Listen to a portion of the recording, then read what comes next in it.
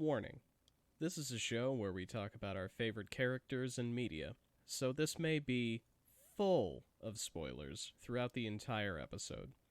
We apologize if that's not quite your thing, but we do hope that you enjoy anyway.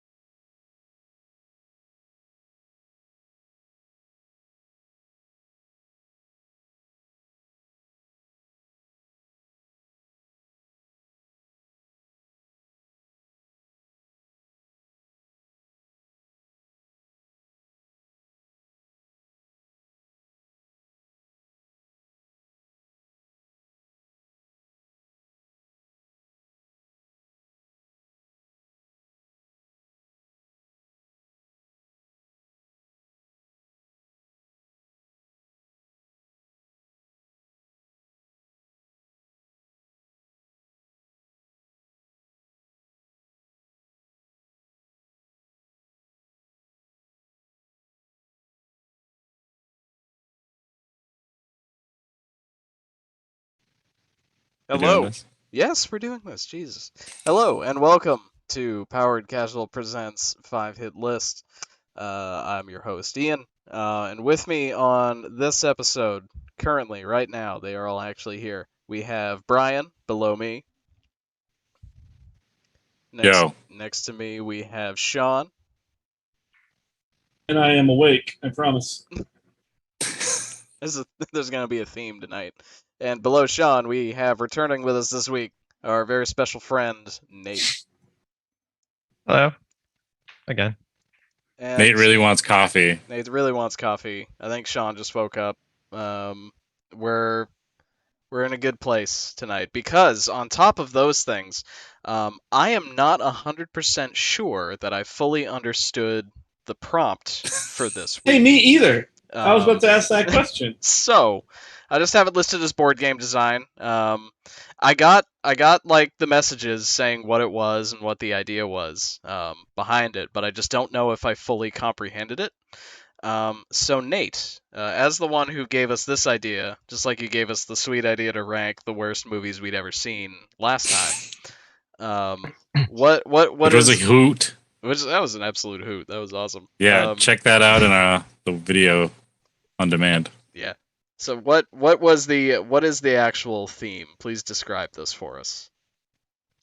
I thought it'd be cool to explore our favorite board game, like a board game that has a good theme, as it is, and a theme meaning like, is it a bracing game? Is it a fantasy game? Like the world building aspects of it, the narrative stuff, the characters, and then there's different reasons why you might think a theme is really good. Maybe it's it ties in with the mechanics really well, or maybe it's just something that you really like that particular theme or the particular world that they constructed for that board game. So it was open enough that it's kind of like however you feel. But I think the key thing is the theme is what's important. Like you might have other games that you enjoy more that mechanics wise, or you might not even like the game. You might just be like, I don't even want to play this game, but the theme's awesome. So that was my idea of what it meant. Okay. So now we get to see if we met that intent. Yeah. Ian's like, I did my top 5 ice cream flavors. I just really misread the prompt. I might have, but I don't think I was that far off. Though I did just realize, I mean, if we wanted to rank these like with another number again, I forgot that until just now that Board Game Geek exists, and they do have a score associated with every game that they have. So do we want to do that? If we want to do that, we could. We don't have to, because this is honestly the first time we've discussed it. I'm fine not doing it, but yeah, that's fine. It's fine if we don't want to do it. I just thought. I think we should save it in case we want to do worst board games ever with the same rules we did worst films. Okay. Yeah, let's save that. Okay. Cool, Yeah. Cool. So don't spoil I'll it for save us. then. All right. Yeah, I'll just close that so I don't. In case one of these ends In up my on the head- list again. in my head I was thinking like, why would I seek out like bad board games? Like, why would I have like played bad board games? But like, why would I have sought out bad movies? Like that didn't. Like it just happens, dude. It's just Yeah, like, yeah. You don't mean it I'm gonna- sometimes. But I feel like you just kind of get like giving up on a board game is, I think, just more accepted practice than giving Yeah. up in it. Which it doesn't really make sense, right? Because they're both, I would say, arguably comparable time frames of like wasted time. So like, Yeah. why I would don't- you I be don't like, know, I don't though. really want to walk out of this theater? But like, if a But, game like- sucks, you're like, We spent. But like an you can hour, just like yeah. put a movie on Netflix and it just happens to be bad. Whereas like you can start trying to learn a board game and you have to learn the rules before you can play it and realize how bad it is. Mhm. yep. So you're like engaged in that system. And then you don't know if it's you doing it wrong or if the game is just bad. Yeah. One of my favorite Onion articles is board game night peppered with promises that game will get good once it gets going. So Yeah, that sounds true. yep, and I What mean sucks about complex games is a lot of times it's like, that's look, often true. Yeah. you have to play this once. Yeah. And you're probably not going to like it very much. But the only way you're going to be able to actually play this game and like be able to try and win and construct strategies is by playing it once. Mhm. And the first time is always just like, are you even going to have fun? Maybe some people enjoy learning games. Some people don't. I would say like Thomas is one of the best people to play a game with the first time Yeah, he's because good, he actively like memorizes the instruction manual before he tries to play it. and he's a good instructor as well. Like Yeah. there are definitely people who I've played games with who they love the game. It's a great game. It's probably really good, but they can't explain it to save their lives. Other Yeah. people, like Sean. I've played many a new game with Sean. Sean's great. Yeah, Sean's very good at Yep. it too. Just like Sorry, Is that Sean. true, Sean? this is gonna be weird, but it's gonna happen. Yeah, I didn't mean to like. That wasn't supposed to like throw shade at you. Yeah. Sean is also very good at teaching board games to people. Indeed. Yeah, I think I'm terrible at it. But It's a practice really? skill. If you do it enough times, like you're gonna get better at it. Just because it's like, it sucks to be teaching somebody a game and they're not. You can feel like they're losing interest as you're talking to them. Like there needs to be a way, like an accelerated Yeah. way of Yeah, doing you that. can feel them slipping away when they start talking to everybody Yeah, that else in doesn't the feel room. good. So if you keep doing it over and over again, you're gonna try and figure out how to not have that happen, which is gonna Hmm. make you better at it. See, I know I'm one of those people who's not good at explaining a game unless it's a very simple game. Like I have a few games. Yeah, It's like that- Sparkle Kitty. Yeah, Sparkle Kitty I can explain most of the time.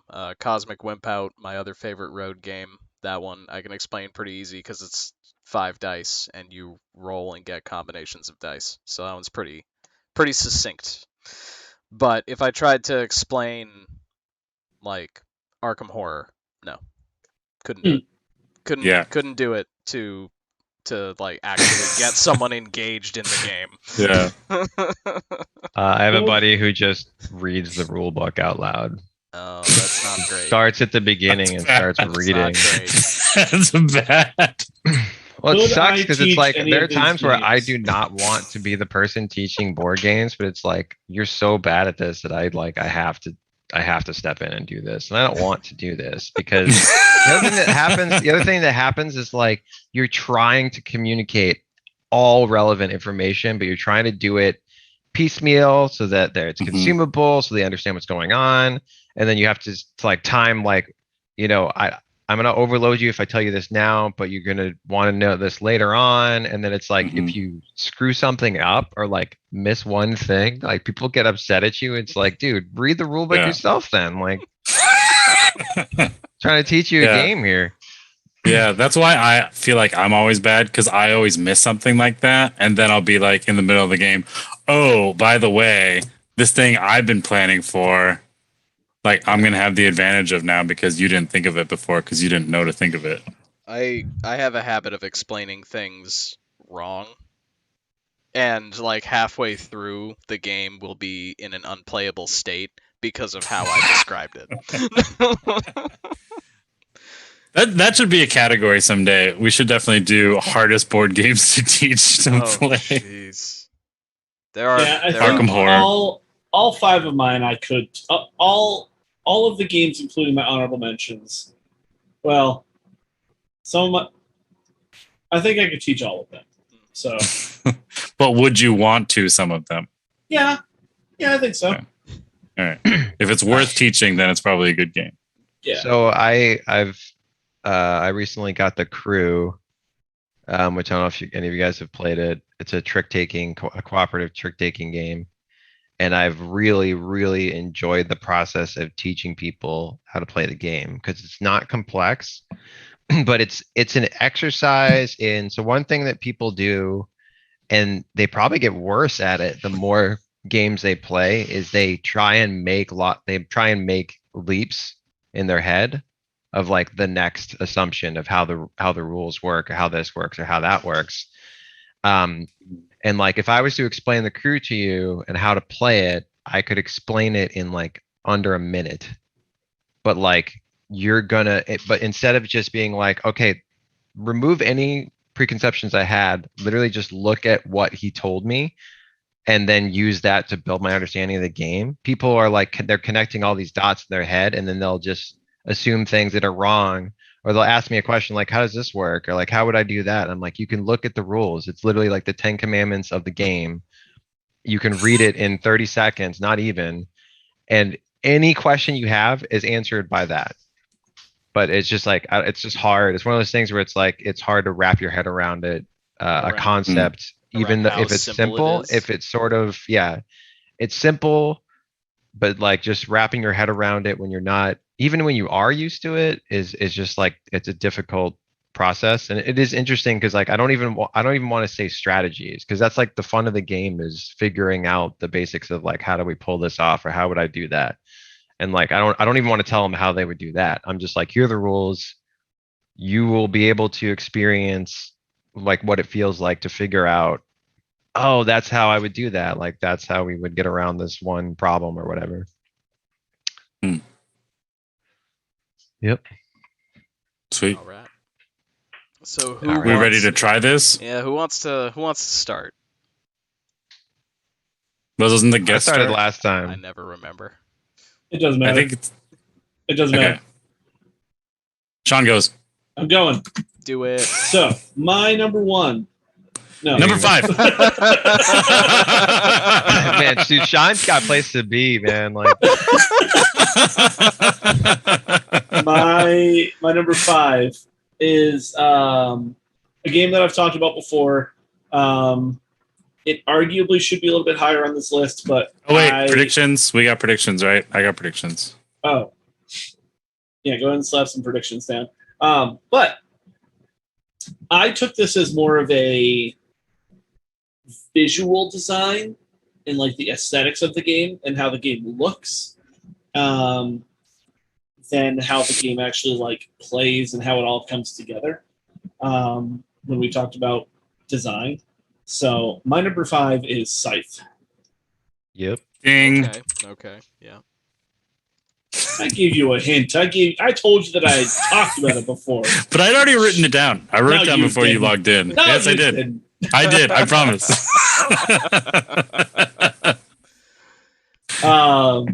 It just looks like when you first start out, it's like a civilization building game, sort of, where you have mechs running around and you're putting down buildings and you have dudes on the map, and the world starts out barren, and then by the end of it, there's just stuff everywhere, and it just looks really cool, and just the map looks good, all the little buildings look good. The mechs are all a little bit different from each other. It's just a good looking game when it's all said and done, and it's a little bit different than your traditional kind of like a Risk dudes on the map, where at the end of the game, all of my dudes are gone and all of your dudes are everywhere. Because we all have something all over the map. Like there are buildings, and I still have my little stronghold. So like, you get to see everybody sort of have their little country. So it's a good looking game. I like it a lot. It's one of my most played.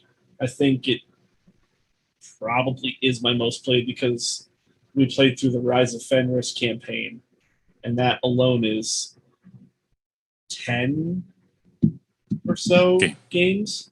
Wow. Not counting all just the random games we played on their own. So What would you I gotta try call this like game. that as that like the world? Like it's like Warpunk or something. It's like I what would call you it like call a steampunky. Yeah, it's like it's but not they don't quite have any Steam, right? It's not Yeah, It's it's like coal What? punk. Yeah, it's oil. Yeah, it's like So it's Diesel yeah. Punk. Oil That'd be diesel, Diesel punk. Punk. There we Yeah. go. Diesel Yeah. Punk with mechs. But- Yeah. Yeah, it's World War. It's post World War One. Think of like Fallout. Like Fallout is if World War II had gone very differently. This is if World War One had gone very differently, and we just went into Or- mechs. Wait, coal is steampunk. Well, Well, yeah. I mean, but yeah.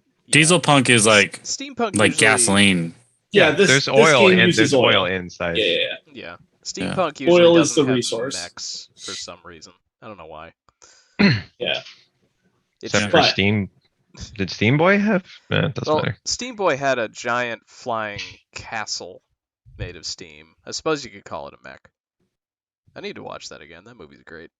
Yeah, I recently just that popped in my head very recently. I don't remember why, and I was like, I need to go visit that. I don't own that on a normal format. I own that on a UMD Oh. thing for the PSP or whatever, Oh. which I think I can no longer watch, so I'll have to actually purchase it. But one of these days, Brian and the Andersons will have to play a game of Scythe, so you guys can get a taste of it. I love that Yeah, box. Like I that's also a just noticed. art. I just noticed that the C is a sickle. Yeah. Mhm. Yeah, I mean, so Stonemeyer, that's like makes Scythe. I mean, all of their stuff is high quality stuff components. They're in terms of a visual design and I think Scythe is their best theme, like most interesting for sure. But the components and like production are top notch. Yeah, another game that Stonemeyer put out is called Tapestry, which is a lot heavier into the like you're building a little town and you're building a civilization up. I really like that game a lot too, but it's not as visually striking as Scythe is at the end of the game. But yeah, that's my number 5. Cool. Sweet. I like it. All right, Sir Nate. We're going clockwise. Cool. So my number 5 is Dinosaur Island. Because literally the theme is you're running a dinosaur park, which is You're running awesome. Jurassic Park. You're running a dinosaur park. Yep.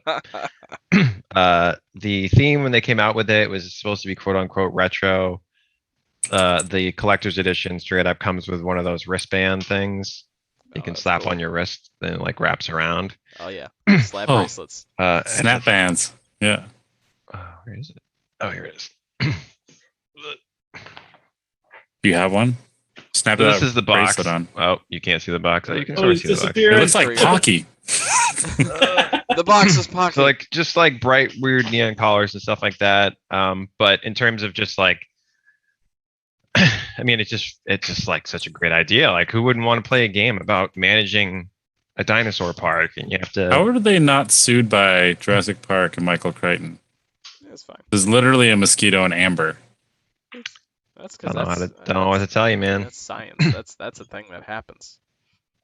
Yeah. So like in it, I mean, you are trying to, you basically have like little paddocks. You research DNA for specific dinosaurs, and then once you have the DNA, you can breed you can create them, and then you have them in your park, and you're trying to build up excitement in your park, which attracts visitors. And when you have visitors come through, that gives you victory points. And then there's like you're just trying to get like the most victory points basically by this time like certain things are triggered, like end game triggers happen.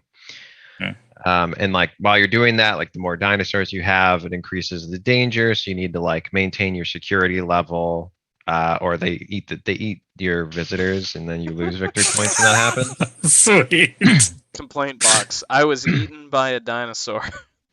Yeah. Yeah. You So and, lost like 5 visitors. you like hire specialists to do different things, and like I don't know. I mean, the theme is cool, and I like some of what they did with it. I think while I like the idea, I think it's lower on my list because if there were certain things it just didn't like, there wasn't enough of a narrative aspect to it of like, I think Jurassic Park is always compelling because the dinosaurs break out, and they do so in a way that's not like, there's a lot of things in this game where even the idea of like, oh, the dinosaurs eat your visitors is basically just like you compare 2 tracks of like compare 2 tracks, you take the difference, and then you like move 2 cubes off of your board. Like it's not particularly interesting. And I felt like that's a scenario where they really missed the opportunity of like events popping up or dinosaurs escape, and you have to like, like something that like actually evokes that aspect of Jurassic Park, the adventure part of it. This one is like you just have some knobs that you're moving up and down, like, oh, we want to store more DNA, or we want to do whatever. So in that sense, it was like, I mean, the premise and the idea, super awesome. Little bit of an execution failure. But imagine Jurassic Park, but the most boring part of it. Yeah, but it's actually successful, and everything is. Yeah, you're actually trying to make a successful park rather than a survival horror with dinosaurs. Yeah. But also I have like the collector's Kickstarter one, whatever, with like the heaviest metal coins I've ever seen in a game. Yeah, that's it's so just a big satisfying. sack of them. Yeah. Yeah, it's a lot. It's a heavy box for how big it is, for sure. But yeah, good production value and stuff. It's pretty cool. You have tons of different little dino meeples that you can have on your board. So. Dino meeples? That sounds sweet. Oh, I see a picture of them on Etsy. Yeah, I can't. It comes up if you type in Dinosaur Island. Meeplesaurs. Well, that's variations on like the basic better ones meeple. or something. Yeah. So that's my number 5. Sweet. All right. I do like the vaporwave colors on the main box and the expansion. Yep. That was their whole thing they were going for there. Yeah, it's nice and bright.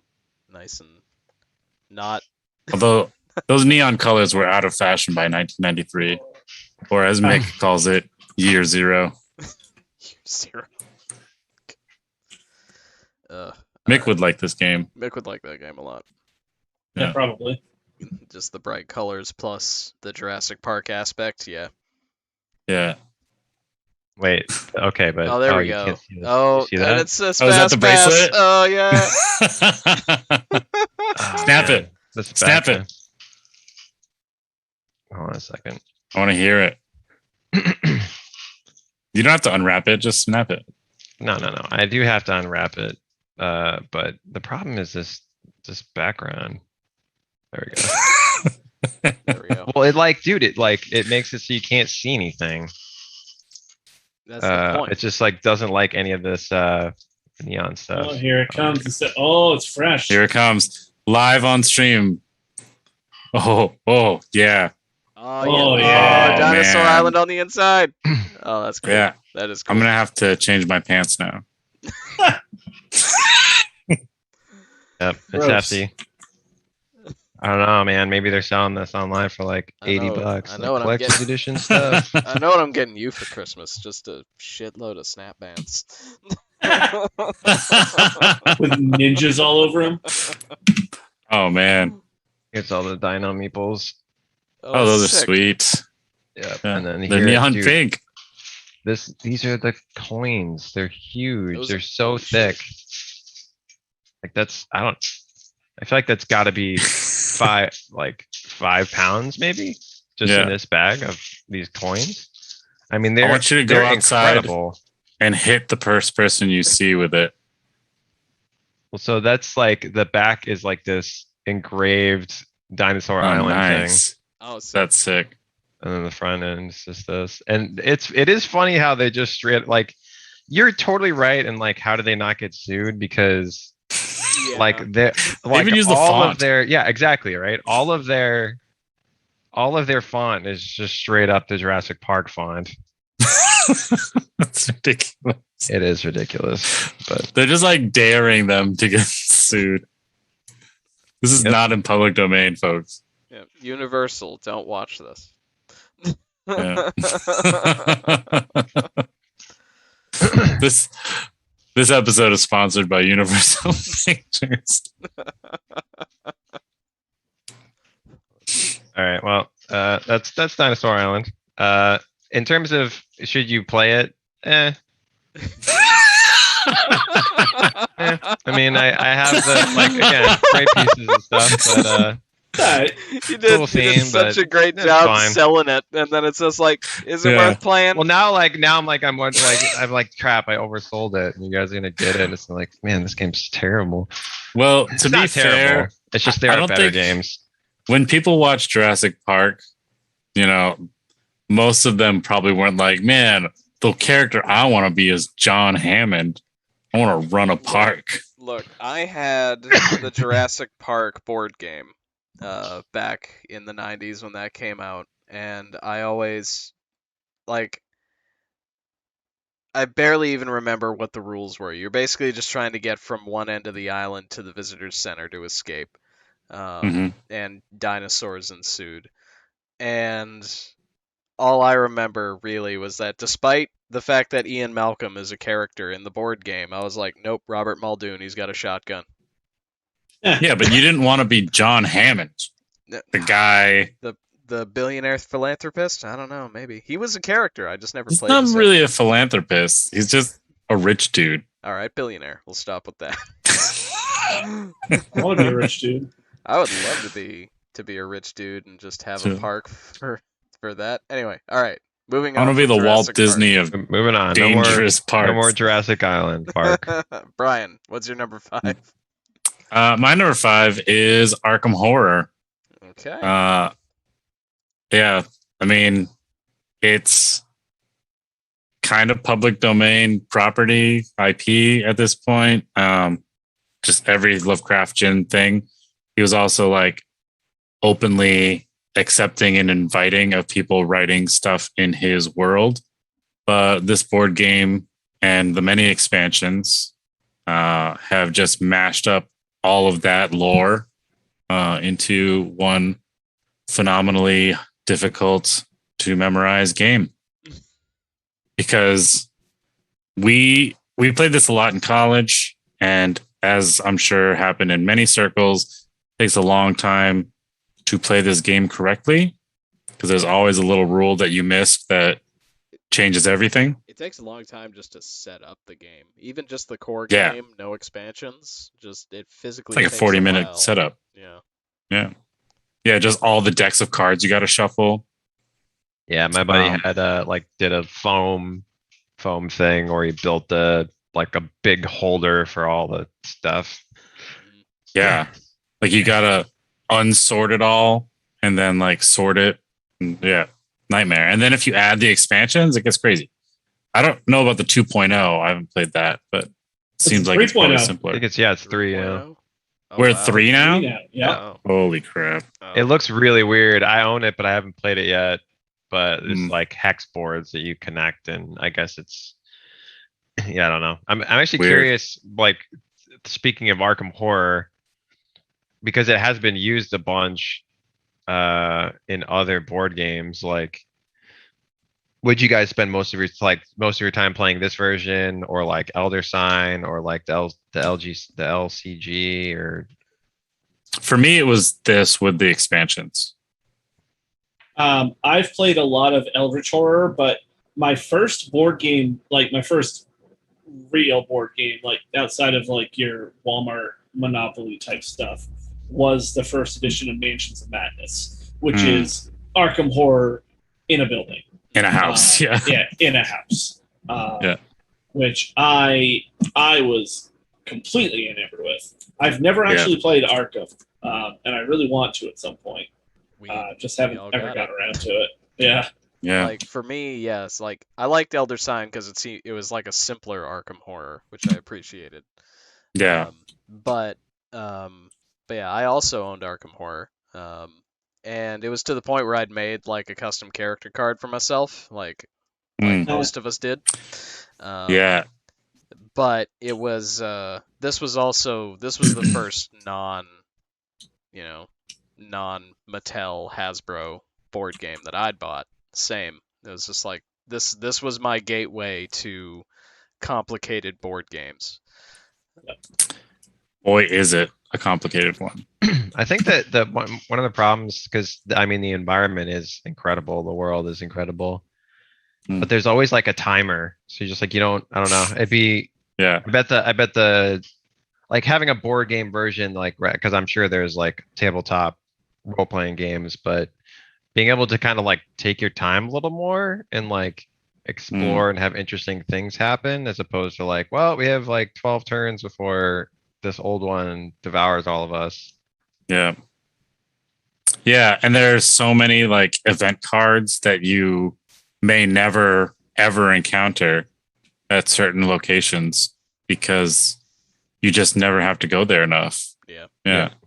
But you will get beat up by that freaking gang at the unknowable. You ever have to go to the unknowable, you're going to get your ass kicked. Yeah, and the version of this not the version of this, but I picked up Eldritch Horror, which is Arkham Horror across the world. So I've enjoyed that one a lot too. Yeah, we used to Zelda and I we used to get a group together. We tried to do it like every weekend where we just play Arkham Horror. And we were pretty obsessed. She made t-shirts for us. So it was like Team Arkham. Oh, wow. I had to do a project once as a music ed major where I had to make a fake band program. So I made my school Arkham University, or Miskatonic University, which is like in Arkham. And the mascot was a squids, and I made like this whole program and stuff. All because we were obsessed where's that with this at, game. dude? Where do I find that online? You got a SoundCloud? Like, online. what are we looking at? No, it was fake. It was just in text. But yeah, we made so many custom characters and custom like enemies. One of which was a Goomba from Mario Brothers that had an alternate rule that instead of facing it, you could just slap the card and it would kill it. Wow. Yeah. Yeah, the character Goomba. I made for it was like borderline OP, but it had the downside of your starting position was one of the places where a gate might occur, so you could just instantly just get sucked off into nothing before you Oh yeah. Sorry, what? like, you heard what I said. Yeah. Getting There are tentacles involved. Nice. hey man. We're not here to kink shame. Don't yuck my yum. But no, like we also That's like a lot of yuck though. arcs involved, like we made a custom moped card that was like a much reduced version, single person version of the paddy wagon basically, so it lets you just cruise everywhere. Nice. Yeah, what I do even though it's sort of like just building off of like the the Cthulhu mythos. I think this game did a good job of opening up that world in board game form. It's just like, no, I don't know what Yeah. any of this shit is, but you learn that that's I haven't the read. point. Yeah, I haven't read any Lovecraft stuff through to the end, but I definitely was introduced to it and became obsessed with it because of this game. Yeah. Anyway, that's my number 5, Arkham Horror. All right, Sweet. There are many versions. there are so many. All right, Ian, number Ian. 5. So mine is also a game that I have talked about before. X-Wing. No, It's not a board it's game. not a board game. Doesn't It count. is very good. No, my number 5 is Root. While this is low on the list because of how this is one of those games that it's just almost too complicated to learn. Especially because each faction is playing a different game. Yeah.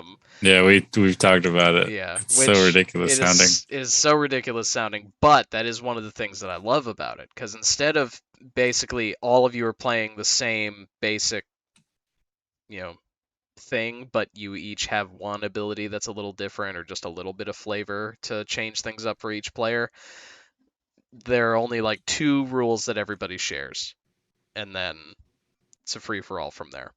Is it that you're sitting at the same table? You're Is that sitting one at of the the same rules? table and you're playing on the same board. Yep. Those are the 2 rules. Yep, that's it. Everybody has different You win exist in the same conditions. plane of existence. Yeah, like the win conditions are all different, and the play style is drastically different. And it's honestly a little bit difficult to learn, but I love the art style that they brought to the table. I love the world building that they did in it, like the fact that all of these different races of cats and birds and crows and eagles and raccoons and foxes are all trying to take over this wood. There it is. It's because there's crows in it. I figured. Oh yeah, that. no. When I was lucky and I played this game at PAX Unplugged a couple years ago. Whoa, right after they'd introduced the I forget what the name of the expansion was, but it brought in moles and crows. And I found out that the crows, like I said, everybody plays the game a little differently depending on what faction you're using. The crows are barely even playing Root. They literally operate in spaces where no one else is on the board. They're like just the empty space where they just put some trees to break up the board. That's where the crows go.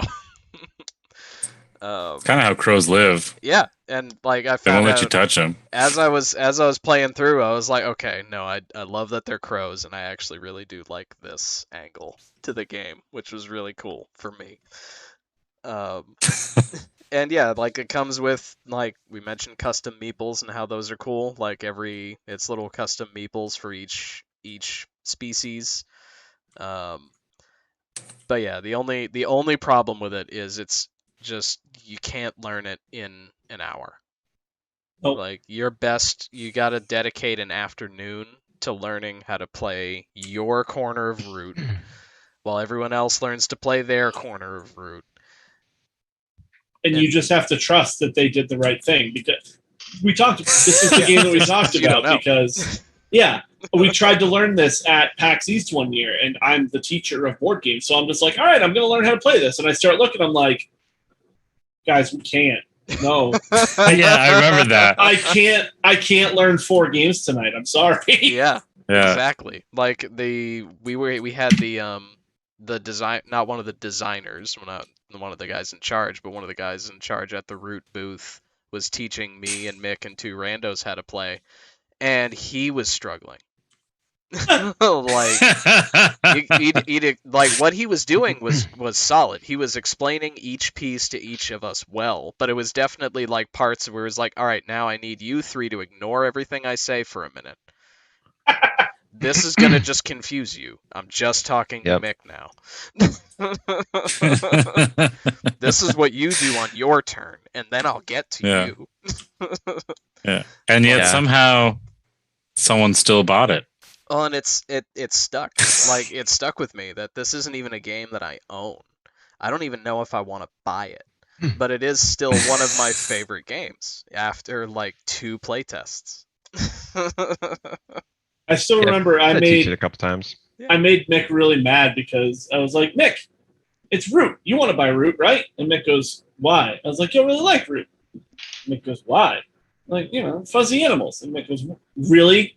Animals? And I was like, yeah. And then like 6 months later, Mick's like, yeah, I bought Root. It's like, yeah. The other cool thing about it It is would. it's definitely one of the most complex games I would say that I own, but it's actually a small box. It's like, it's not that this bad. is it.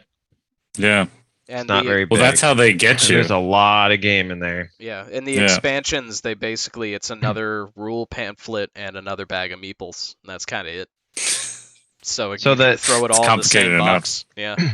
This guy, Cole Worrell, we're getting a little bit into mechanics here, but as opposed to theme, but that's fine.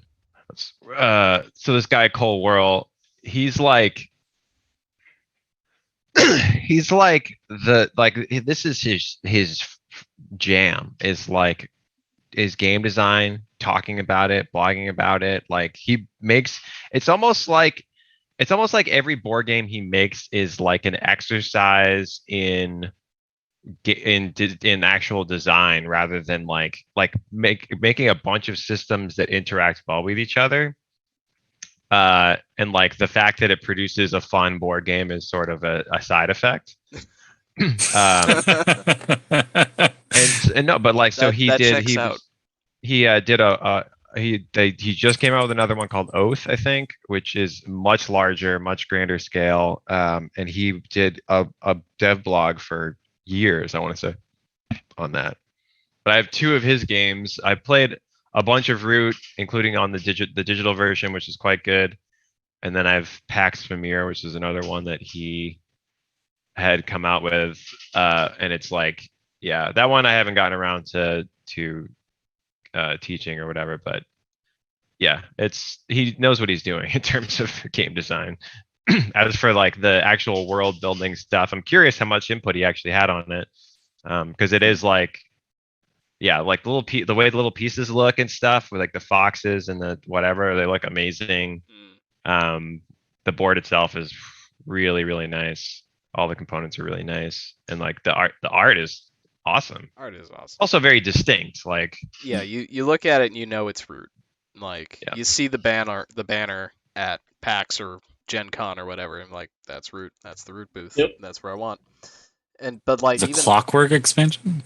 oh yeah, there's and honestly like the theming is really good. Like I said, like my experience is limited because I only play Crows because it's the only one I know.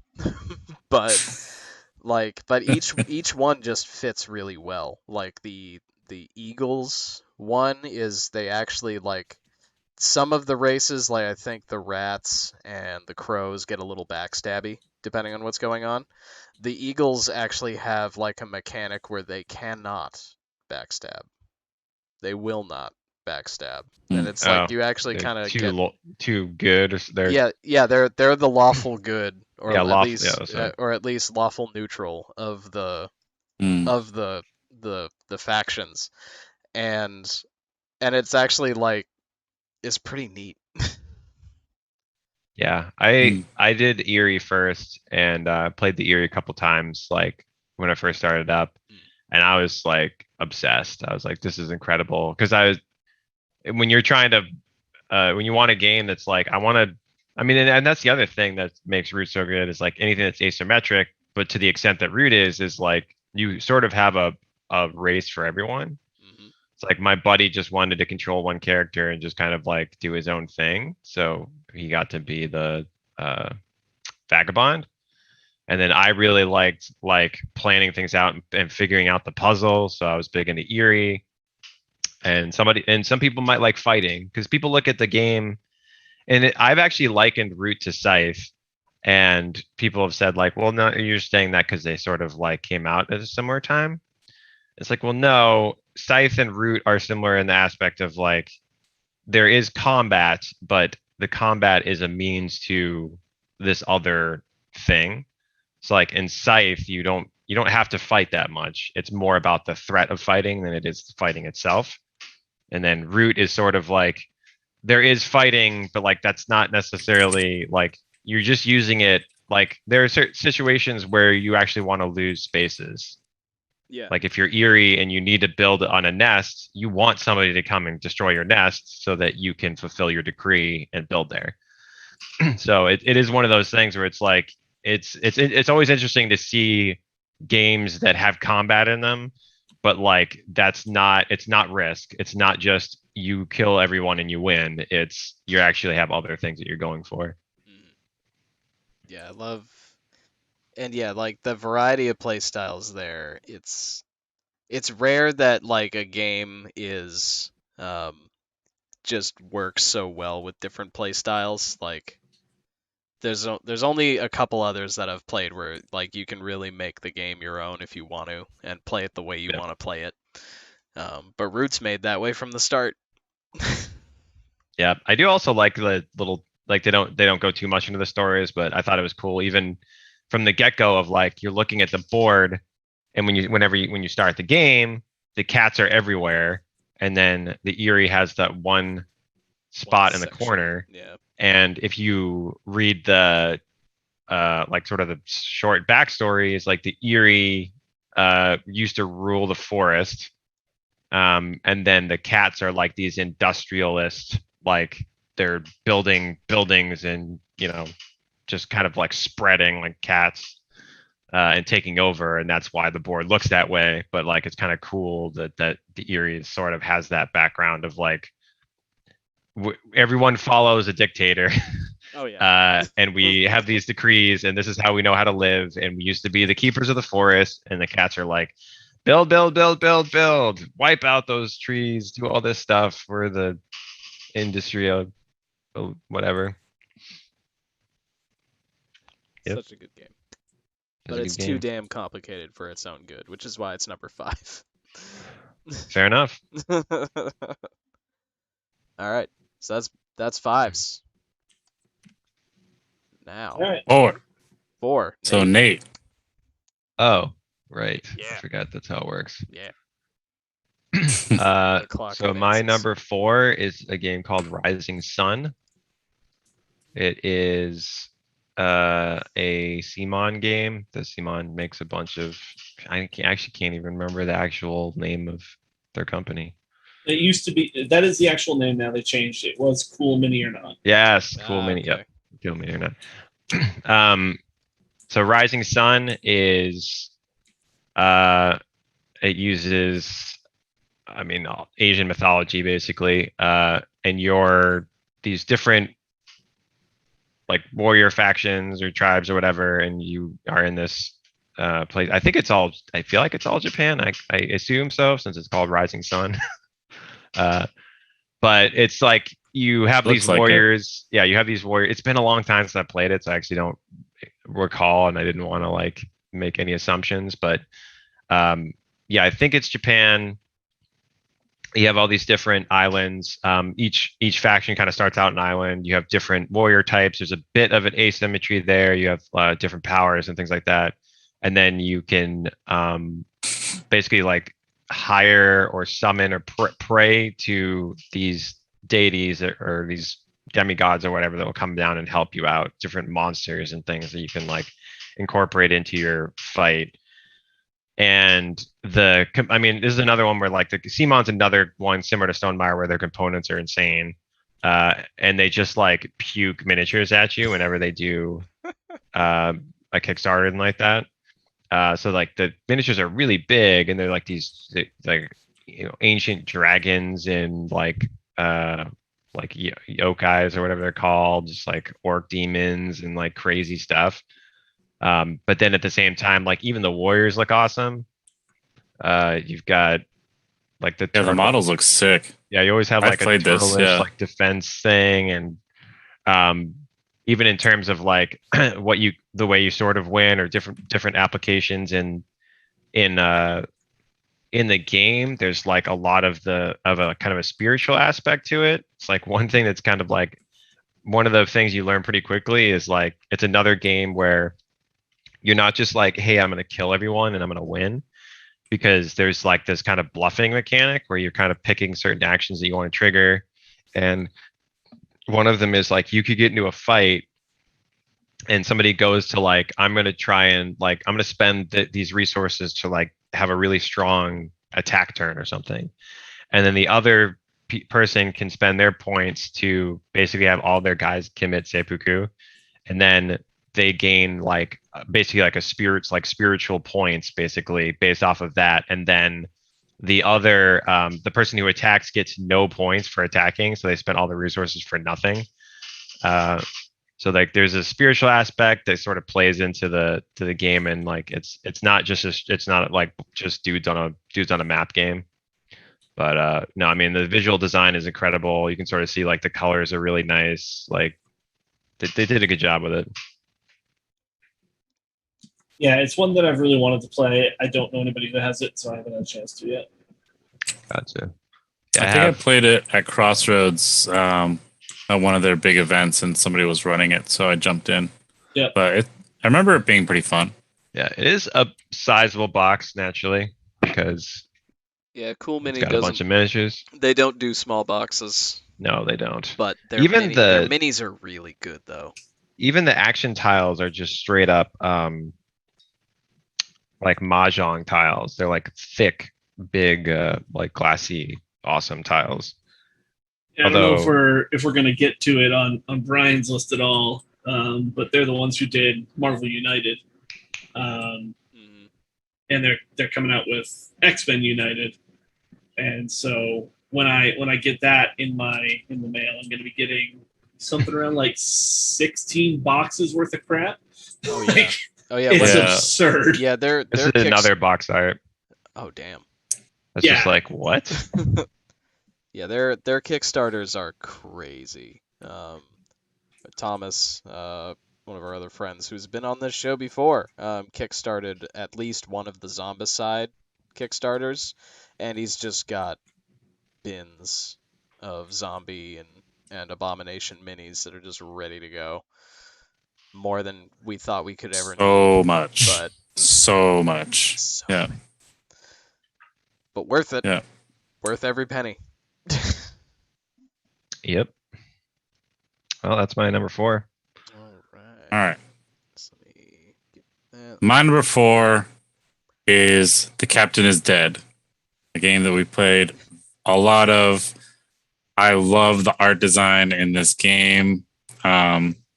I think in my picture, I tried to put a little bit of like some of the different character cards. The art style's like pretty simple, but It's like like- cheeky. It's like Cubist. Yeah, a little bit, but not quite. It's like Cubist you can understand. Yeah.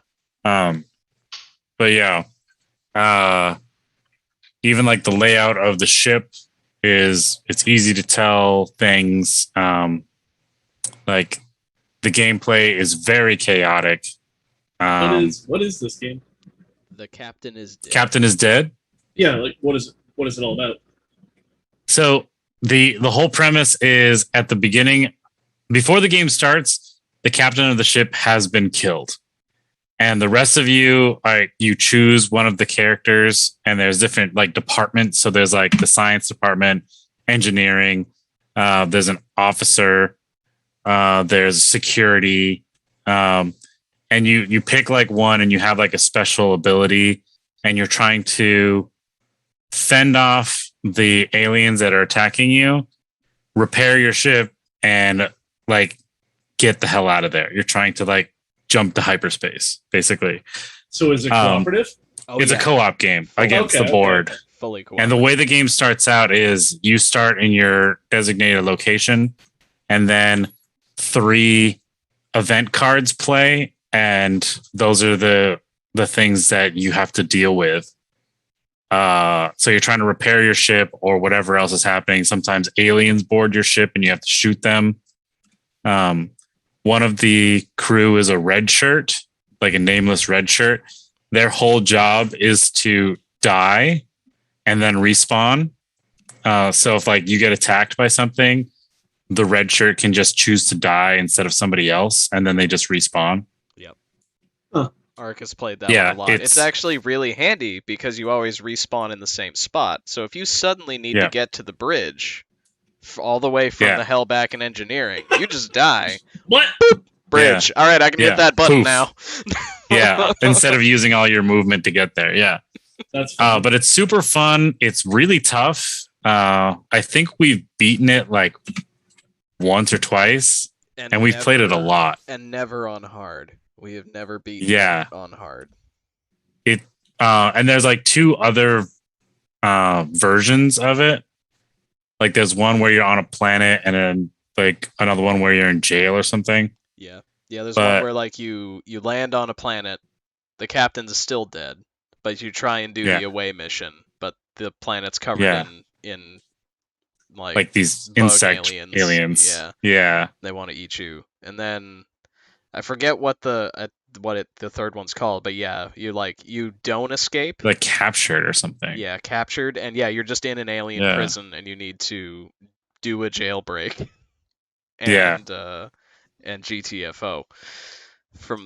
there. But yeah, we've played this so much, and like we've spent almost as much time talking about what happened in the post game as we played the game. Yeah.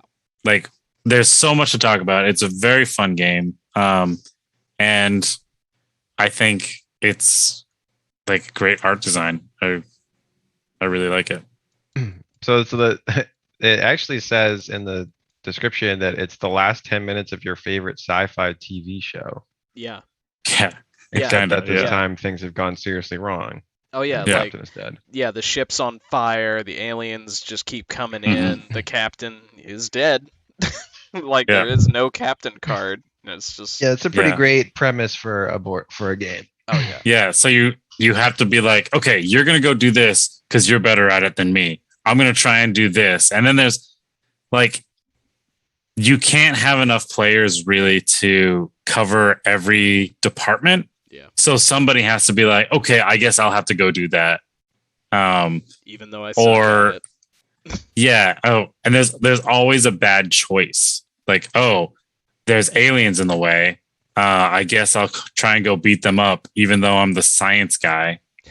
And you just get killed because you didn't go to the storage to get a gun or something. Like, it's a crazy game, but it's funny. It's stressful, but it's fun. It's a great game. Also, like I also like games where it builds like a narrative just yeah. through play, where you Yeah. effectively have told a story, Yep. which is pretty cool. Yep. Yeah, you could Yeah. definitely just write up the end of a Star Trek episode. Mhm. Or Stargate or what have you. Just Mhm. based on a couple hours playing the captain is dead. And yeah, Yeah. and it's hard but not crushing.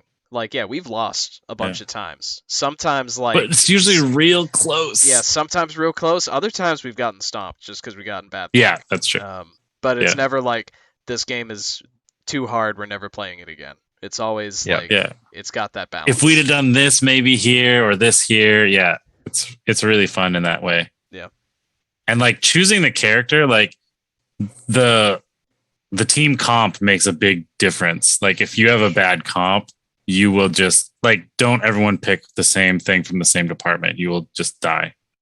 And even then, like there's some characters like we've realized that in this scenario, the chief engineer, someone's got to be the engineer. We're trying to fix the Yeah. damn ship. It's if you're at Yeah. like 3 or 4 players, someone's the engineer.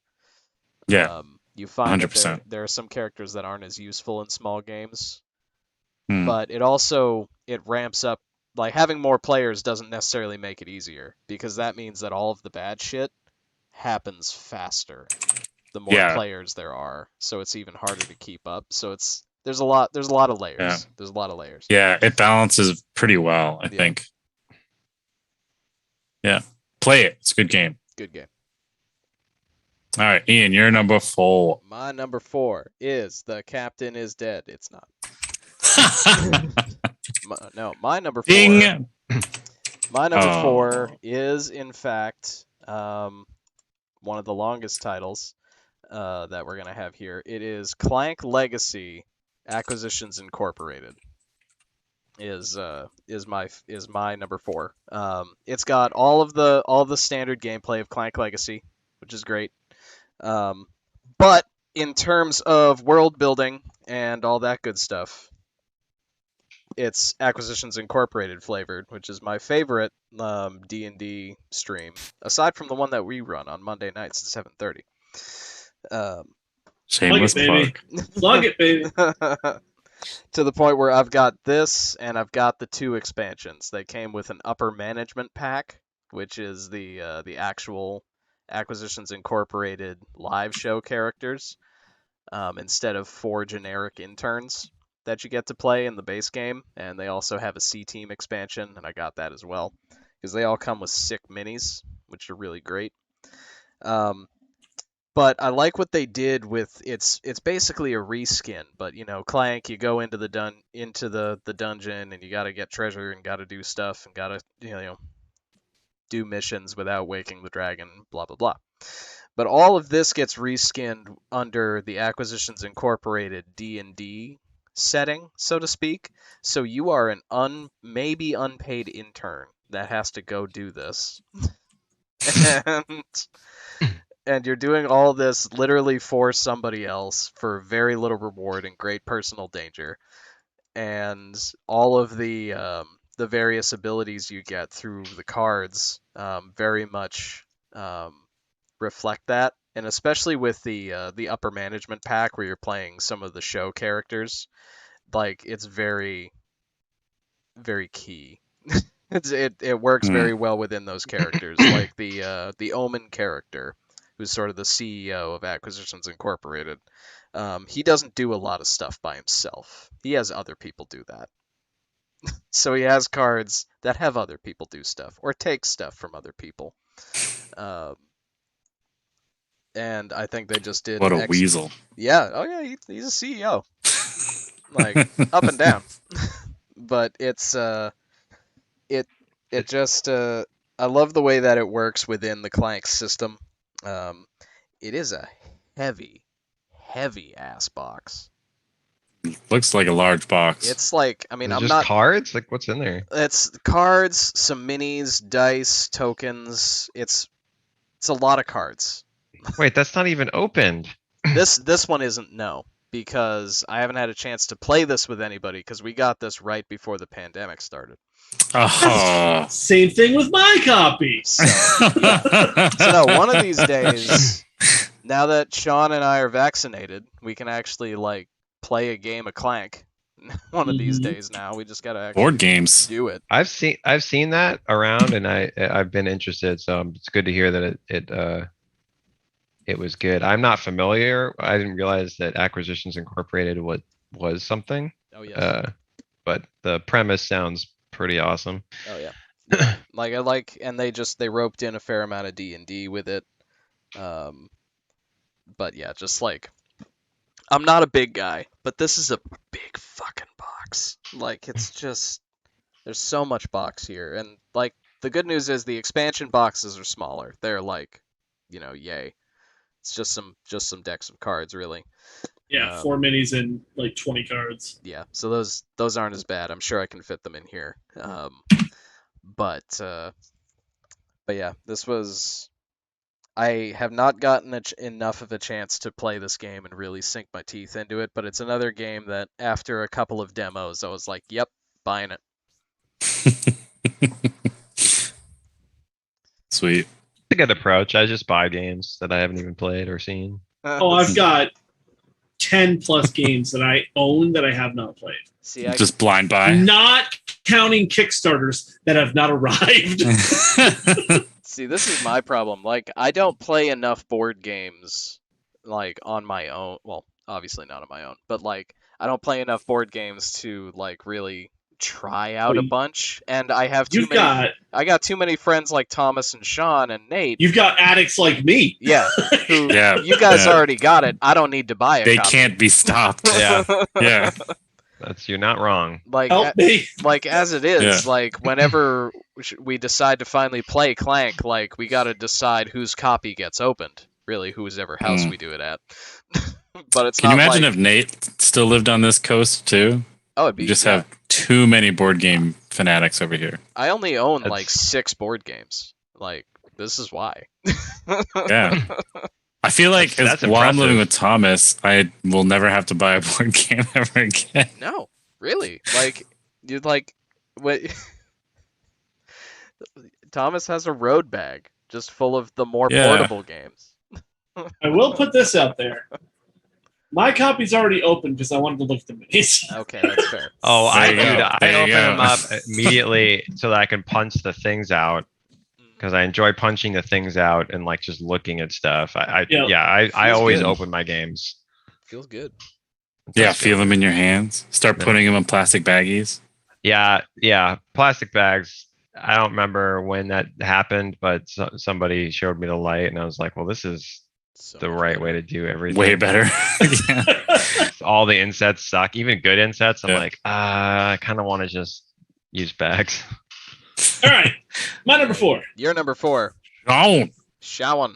This is a game that I really like the cyberpunk aesthetics of it. I think I know what it is. You think Which you know what it is, Cyberpunk Brian? game is it? Yeah, you keep saying everything up except for the title, and I'll guess. Okay. I really want to play more of this, but it's very difficult to get the exact number of players that I want to play this with because it's a 3 to 6 player game. Yeah, I think I have the game in my lap. We'll see. Is it It's- Spectre Ops? It's not Spectre Ops. Spectre Ops Oh, is damn very it. close. Okay. Oh, Um, it's 3 to 6. It's not the one I have actually. Yeah, so Hmm. this is a game that you don't have to beat everyone else. You are one of 6 corporations, and all you have to do is you have a secret corporation that you're trying to beat. I'm trying to beat Ian. Ian's trying to beat Nate. Nate's trying to beat Brian. That's all that they care about. So multiple people can win this game. This is called New Angeles. Hmm. And it's so hard to get to the table because this is one of those ones that you really want to play with the max number of players. You really want to play with a bunch of people who are very good at negotiating and bullshitting each other and lying to each other. I hate those games.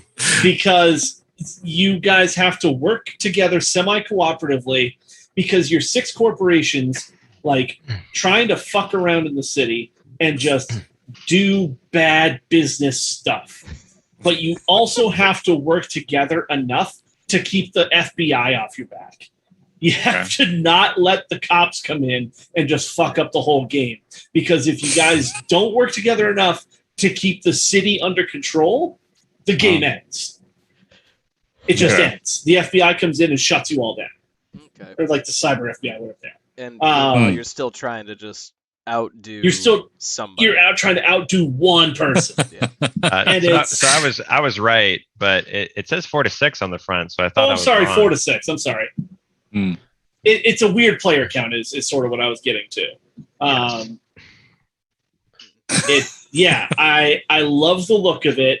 All the little minis are really cool. I'm a big fan of the color orange, so the fact that all the punks that come rocking into town and fuck things up are orange was hilarious to me. It's just such a cool concept. It's just really hard to get enough people to play it. All right, next time Nate comes to visit, play it and grab. Mick has to be in on this game, I think. I think the one time that I've played it, I played it with Nick. It was, I think it was myself, Nick, Ryan York, Adam, Aaron, one random person I can't remember right now. That's a good but- batch for that sort of game. Yeah. It wasn't bad, and Yeah. it just devolved really quick because it was at one of our Extra Life events, and there was just a lot of distractions going on. Right, So yeah. people were getting pulled in different directions, and yeah, I want to do it again. The minis look pretty cool. it's such a cool little game. I like that box art. That minimalist Yeah. situation. Like I like bet that. I like Tom that a would lot, like this game. probably. So I agree with everything you said about it. So like if I was to make a board game and I've like started, it would be this theme. Like the idea of being mega corporations in a city where you're trying to just make money and be like a mega corporation, but also like the city needs to survive or you're not going to be able to make any money. And so you're just like working together and making deals and trying to convince people to help you out in certain ways and then tricking them and all this other stuff. Is like, that's what dreams are made of right there, man. That's just a great theme. It's just really cool Yeah, because you're just like, hey man, because every round you guys have to come together and like agree to pass a law, and you're just like, hey man, I really need this law where we don't tax oil. Look, I'm just making shit up. Where you don't tax oil right now because I can't afford to, and everybody else is like, well, we have no incentive to do that. We're just like, come on, man, come on, come on. That's basically what it boils down to. Is just 6 people around a table looking at each other, going, come on. I'll help you next time. You also need to know like who you're playing with. Mhm. Like you don't necessarily like, as I like in my head I'm thinking like, oh, it would probably be ideal if everyone was like the play to win type of person, like calculated. It's not like holding grudges or anything. Like the goal is to win, right? Yeah. So nobody takes anything personally. It's literally just you're playing the game. But at the same, it's like, that doesn't happen. You always have people that have different play styles. And B, I feel like there are ways of enjoying this type of game with people like that. I have a buddy who like, he's just like, I'm gonna screw that person over, and like that's the entire thing I'm gonna do this game, or I'm gonna like, but like in a friendly arch rival kind of way. Yeah. Or he's gonna be like, I want to do this one thing because I think that's fun. And like there are ways of participating in this game around that. Not everyone has to be like mastermind, like secretive, whatever. Like playing 4D chess. Yeah, exactly. You Yeah. can have fun with it. I feel like any game I play against Tom, I'm usually like, fuck over Tom. Well, that's because he's That's awful. true. Wow. What if Tom's watching? He's Messed not. up, dude. He's not, for one. I can check. Yeah, I can guarantee he's not. What if he And B- watches the VOD? And B, he knows it. That's- He knows that I how- try and he screw him knows- over. Well, and he knows how he plays games. Like because Yeah. he's definitely that 4D chess trying to find plans within plans. Yeah. Sort of player. And he'll be like, look at the board. I'm so far behind. And then he'll win and be like, yeah. fuck you, Tom. All the time. Yeah. All the time. I am so far behind. Yeah. It's like, let me make you more behind for a minute. That's shall we? why I'm always just like, if Mick's at the table as well, I'm usually like, Mick's probably already got this figured out. I'll just screw over Tom because he's the only one who can compete with Mick. All right, Brian, Stop. number 3. Number 3. Number 3. Now, talk about screwing over Tom. Number 3 is a game I've only played a couple of times, but it's one of those like asymmetrical versus games where it's like one person versus a bunch. Spectre Ops. It is Spectre Ops. Yeah.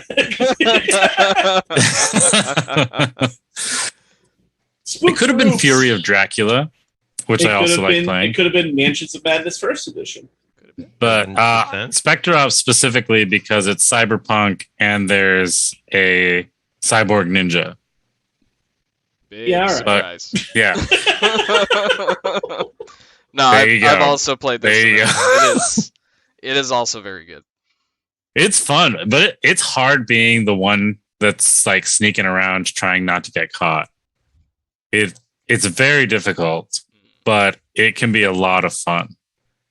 And then it's another game where it's like in the post game you're talking about like, oh, I was trying to do this over here and you guys figured me out, and like you're trying to psych each other out. It's super fun. It is super satisfying to be like, I am so totally effed right now, but just keeping so calm. And Yeah. then they make a mistake and you're just like, Yeah. And it's like, oh, I think I can use this ability and I might get out of this. yeah. Super fun. it's so fun to like try and hold that poker face the entire time. Yeah, Yeah. in asymmetric games, I like being the asymmetric person. Like this The The sort of, underdog. Overlord. yeah, The- this sort of game is definitely my jam because yeah, because I Mm. love being on the other side where all of you going like, what the fuck is he doing? Yeah. Where is he? I I'm just like, I prefer in this game. I love playing this 5 players because in 5 players you've got 4 traitor? people on one team, the bad guy, and then a traitor, and then Yeah. the traitor is sitting there going, "What the fuck are you doing? What are you doing? Oh Yeah. my god!" And then the other guy, because the traitor Yeah. and the bad guy know who the other one is, yeah, but because that's the bad guy chooses the traitor. yeah, But Yeah. then you just the two of them are like, "What are you doing to me? What are you Yeah. doing to me?" And you have to choose between like revealing yourself as the traitor or like playing along for as long as you can and screwing Mhm. them over at the last second. Yep. It's Mhm. I think it's harder being the traitor. It's super hard because the one Yeah. time that I've played the traitor, Mick was the bad guy, and she walks in front of me, and I'm just like, "Yeah, I didn't see shit." And then someone else came by and was like, "Sean, you would have seen her go by," and I was like, no. "Yeah, you're right. I'm the bad guy. You got me. Yeah. I'm gonna go disappear now. Goodbye." Poof, smoke bomb. Like, I also I know there's a lot of people who hate stealth games. They hate when like there's a forced stealth section in a video game or other game. I love stealth games. So like that's the whole principle behind this one is like you're trying to sneak out. The tough thing is though, like when you're playing against an AI, there's usually like a behavior that like cycles. That doesn't happen against people. They just People are too damn smart. yeah, they'll just be like, Sucks. he's gonna be over here. We're just gonna lock off this half of the board, and you're just like, fuck. see, Why are well, you so there's smart? well, and there's also stuff like one of the reasons why I like being the opposite on like the opposing force on this sort of thing is because there's also a lot of times where like it would be so stupid if he did this right now. We've got him unless he does this. That's Guess what what? And I then he mean. does that. And you're just sitting there. Yeah. But there's a 50-50 chance it'll go that way or this way. Mhm. Yeah. Sometimes you make a crazy gamble and hope it pays off. Oh yeah. And Yeah. yeah, like the design for this game is just really cool. Just everything Yeah. about it's just really cool. Yeah, like all the characters have something cool about them. Like they've got a character for just about any kind of person. Yep. You want to be a gorilla? You can be a gorilla. You want to be a werewolf? Great. You want to be Spider a lady. spider person? You're a spider lady. But yeah. That's my Okay. number 3. Ian. Me. My number 3 is I gotta look at it. This was sort of a combination of things. But I ended up settling on Zombicide Black Plague in particular. The medieval fantasy, dark fantasy version of Zombicide. It's another cool mini or not game, so like there's a lot of really, really sweet minis in it. And what I like about it is the game that sort of got me into it was actually Massive Darkness, which was another cool mini or not game, which you actually can share a lot of characters between. Yeah. But what I liked about this was whereas Massive Darkness is sort of a Gloomhaven-esque thing where you kind of have a campaign that you do over the course of several game sessions. Zombicide, you go 0 to 10 every game. Like you start at nothing and you build up every game. So it's much easier to just hop in and chop up some zombies. As Gandalf, basically, was usually the character that I played, the sword swinging wizard. And I like the art style for it. It's an art style that I don't normally like in a lot of other things. but in a board game, I love it. Like I love that Oh. sort of like grit, like over the top comic booky style, like way over the top. And a lot of the character designs really just like I'm sold on. Like the one of the main Battle Nun. Battle Nun is exactly what I was going to talk about. Like she is a vengeful, dual wielding nun, and in game terms, she's almost OP. Like she's friggin' awesome to play. She's really, if you have Battle Nun on your side, you're probably set. And there's a bunch of expanded characters because I played with Thomas and his Kickstarter version, so there's like a laundry list of characters to play through. So many characters. So many, but they're all good. They're all a lot of fun, and I do like that it is another fully cooperative your team against the board game. Because and you gotta stick with it. If one person goes rogue, you're all gonna lose. And that person's probably going to die first, just as a comeuppance. Like, I remember there was one time I split off from the party to go and just open a door. I didn't even really go far away from the party, but I was like, I got to get some loot. I just want to look. I need a new weapon. I need something. I got to trigger an event. So I'm going over here. I'm opening this door. 3 zombie wolves in the face. I'm dead. Yep. Never split the party. Just boom, one turn dead, and it shocked everybody. They're like, okay, he might trigger a zombie and whatever, it's fine. Nope, Ian's dead. We might as well just start over because it was only like turn 3 or something. It really we weren't far in. Yeah, this is a fun game.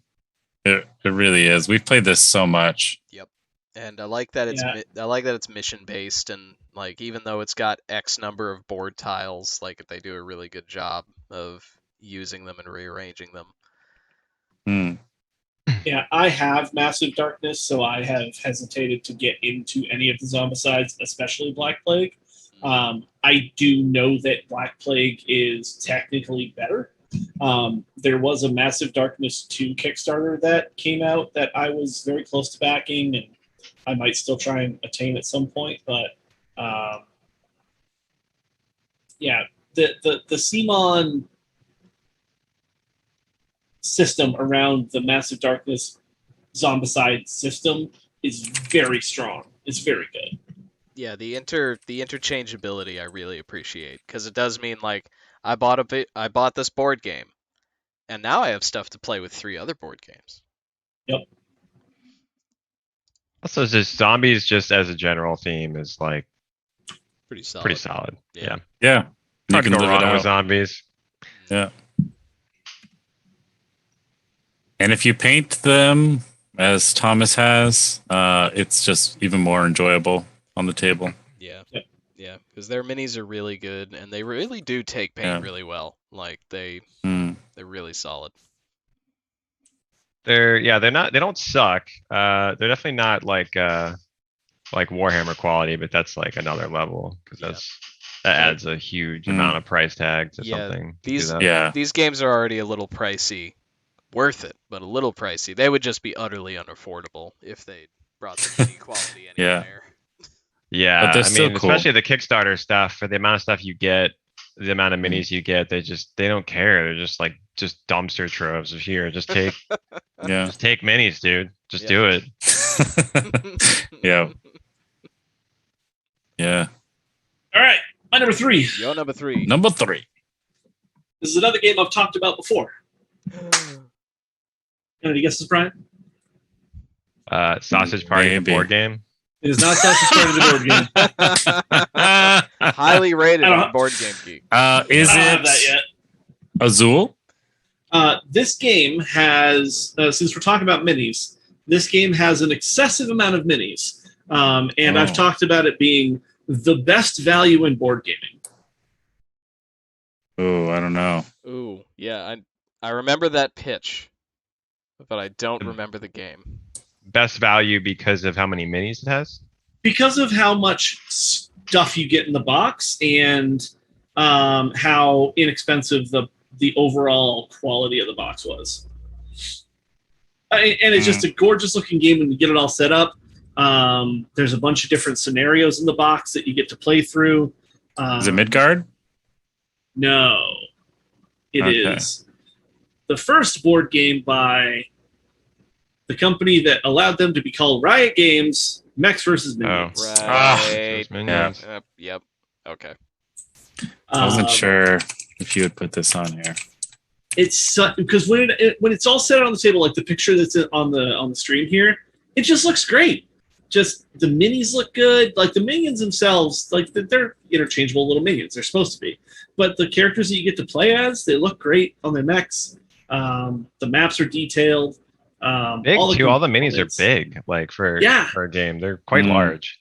All the components are great. It's just like when I think that the price has gone up a little bit to $95, but still for under $100, this game is insane. It comes with like 200 miniatures, and Wow. everything fits in the box perfectly. One of my favorite little details, and this is more of like the design of the box itself, is there are like 4 or 5 different little molds for the minis. There's one with like the mech holding the minion holding the axe up. There's one with a little shield. There's one with it over this way. The little vacuum seal spots where you drop the minis in. Every single one of them is exactly the same, and they all fit in every single one. You don't need to worry about which one they go into. Oh, that's Yeah. great. It is so That's cool. smart. I appreciate Yeah. that Smart. a lot. And it's just little things like that. And I've said this before that I don't know. I can't say for sure, but I can't imagine that Riot made a lot of money on this game. I feel like they must have lost some money on this game. But it's a lot of fun. Everything fits together very well. The design of the game is just, it looks good. Yeah, it's one of my favorites. Its biggest problem is just that it's so damn big. It's about the size of the Acquisitions Inc. box, and it's just hard to move places. Yeah. I hope that they come out with expansions for this someday. I just want, like, literally all they have to do is just give me 4 more mechs. They don't even need to come out with new tiles. Like, I can work with the tiles I already have. Like, just give me some DLC packs to just, like, Yeah. throw Yeah. together some new maps or whatever. It doesn't need to be a lot. Just give me 4 new Yeah. yordles on 4 new mechs with some new stuff. Rumble. That's it. That's I it. just want Rumble. No, Rumble's the teacher. Oh, is he? He's the teacher of the school. Yeah, Oh, he's teaching Heimerdinger. Yeah, because He he's the would, one. he must love that. He's the one who has the mech, so he's teaching everybody else how to use them. Oh, That's yeah. great. That Makes makes sense. Yep. Yeah, Um, but that doesn't mean he can't step up. it's true. He might Tell be him how able it's to. done. But yeah, so that's my number 3. I definitely want to play this some more. I've almost played through all the scenarios now. Hmm. Yeah, my I buddy almost has put that, this on my predictions, but I but should I have. didn't. I should have. Woulda, coulda, shoulda. All right. Yeah. I lost my list here. Okay, so my number 3 is Millennium Blades. I was obsessed with this game when I first started playing it. It's a great, unique idea. There's no game that's like it. It is a CCG simulator. Effectively, you start off, you get to pick there's a bunch of base decks. Millennium Blades is another thing where they just like more is more. That's like that's how they treat board game design. And so they just keep coming out with cards, tons and tons of cards. Do some of them suck? Yeah. Are some of them mediocre? Sure. And then some are kind of OP or whatever. It's just like puking out cards. That's how card games go. Yep. So you start off, you pick a base deck. There's a bunch of different kinds, and they have different, like different themes and different play styles and whatever. And then you play like a basic tournament. So there's a tournament phase. You alternate between tournament phases and then store phases. And so you're playing the tournament, and then you switch to the store phase, and you're all like, you have all these packs. They're called packs, but it's just a single card. But they're all in the store, and you can pay money to. This is all like free time. Like, it's not, you don't take turns. It's like everyone's just in the store phase, and you time it out for like, I think it's like maybe 25 total minutes or something like that. you're like buying cards from the center. You're like, hey, does anyone have a blue thing? Like, I'm trying to find another blue card. Like, can I do that and whatever? And you're trying to build a deck before the beginning of the next tournament phase. Then you play that tournament, and you basically play 3 total tournaments. And then you depending on where you place in the tournament, you will get more like victory points towards the end of the game. And whoever has the most victory points after the 3 tournaments wins.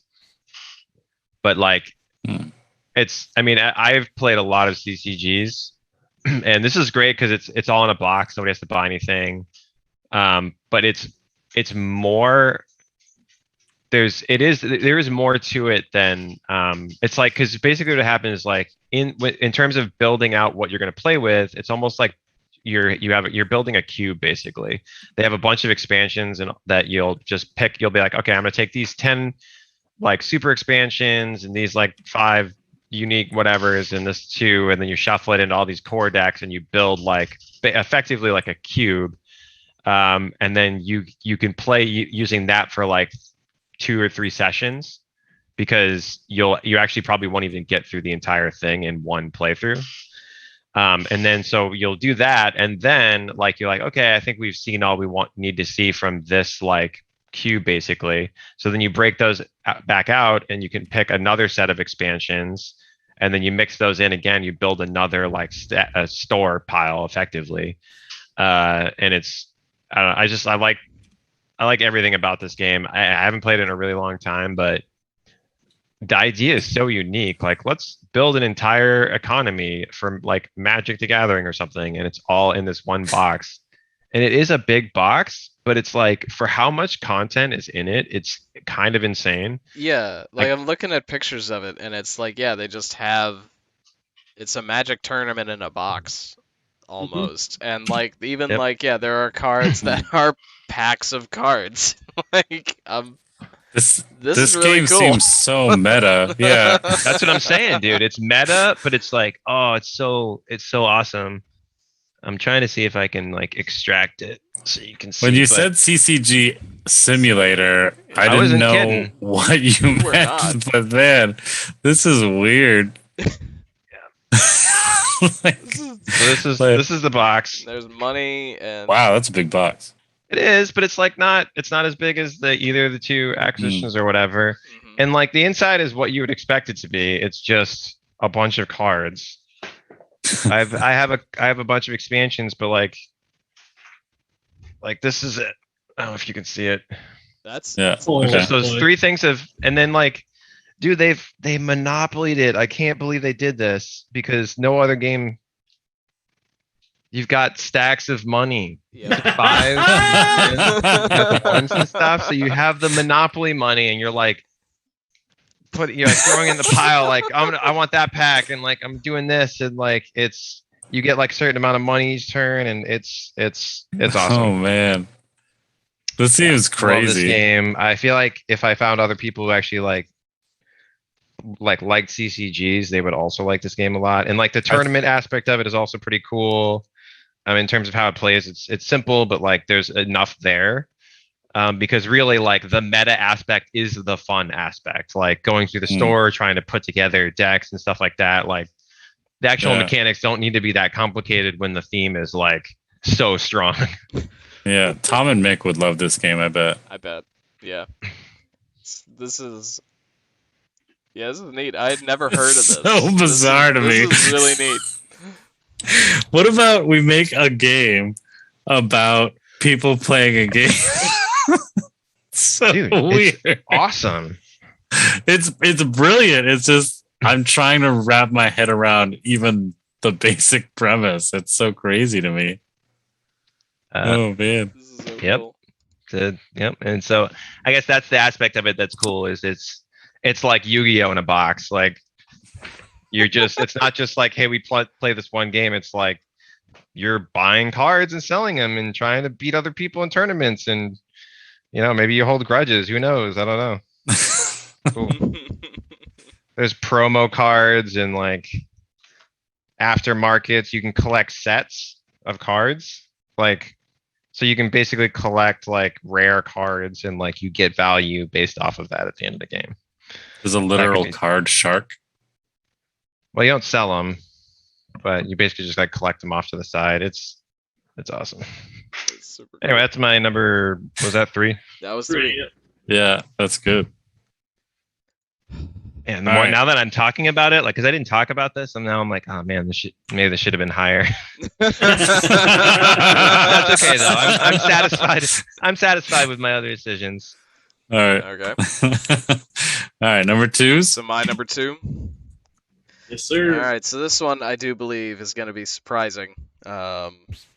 So my number 2 is actually, I think, the oldest game that we have talked about on this list. Monopoly. No, it's not Is it- Monopoly.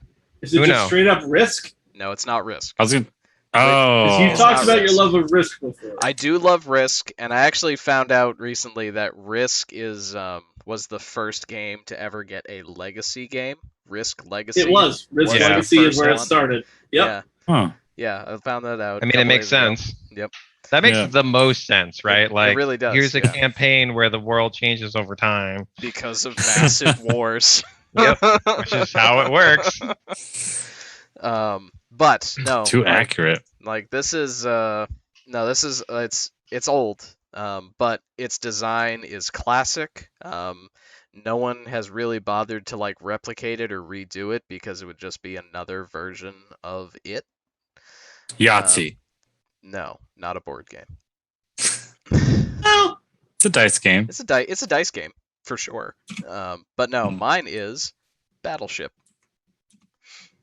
Oh, Battleship. Okay. Really? Yep. Dude, look at Sean. He's so hurt right now. Like I'm not. I'm just surprised. I've never thought of this as a good-looking game. well, this is the thing, and I mean, granted, it really depends on the version. Oh, the and version. How is this year. this high on your list? Because it is this classic and it is that simple. You slap Battleship down in front of anybody, and you'll be like, okay, let's play He's Battleship. got a point. He's got a D3. point. And at the same time, this was also one of the first minis games. Like, because you actually had the little miniature ships and the pegs that you worked in with all of it. Okay. The boxes are carrying cases. Like, most people threw away the actual Battleship box because you really didn't friggin' need it. Yeah. And You just had the little suitcase thing. yeah, and depending on the version you got, it was actually really slick and cool. Like, depending on what year it was.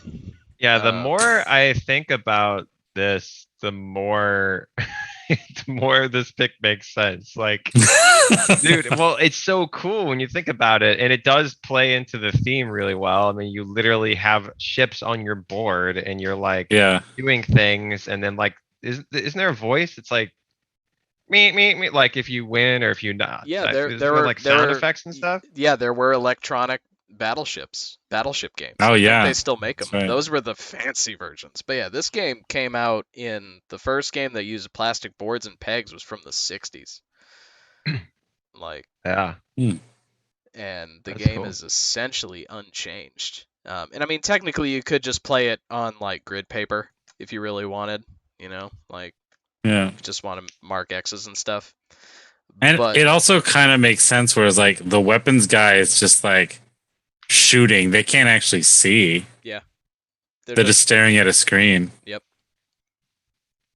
Yeah. Okay. Yeah, this is making more and more sense as I think about it. small side note, have you guys played Captain Sonar? I haven't. I've heard good things. I have. I've not. It's another game that's really hard to play because to really play it at its fullest, you need like 10 people, like Yeah, 8 to 10 people. Captain Sonar? Yeah, you Yeah. are a submarine crew that is hunting down another submarine, and you each have a role. Like one person's the sonar man, another person's the helm engineer, and you got to balance your tasks while finding the other sub.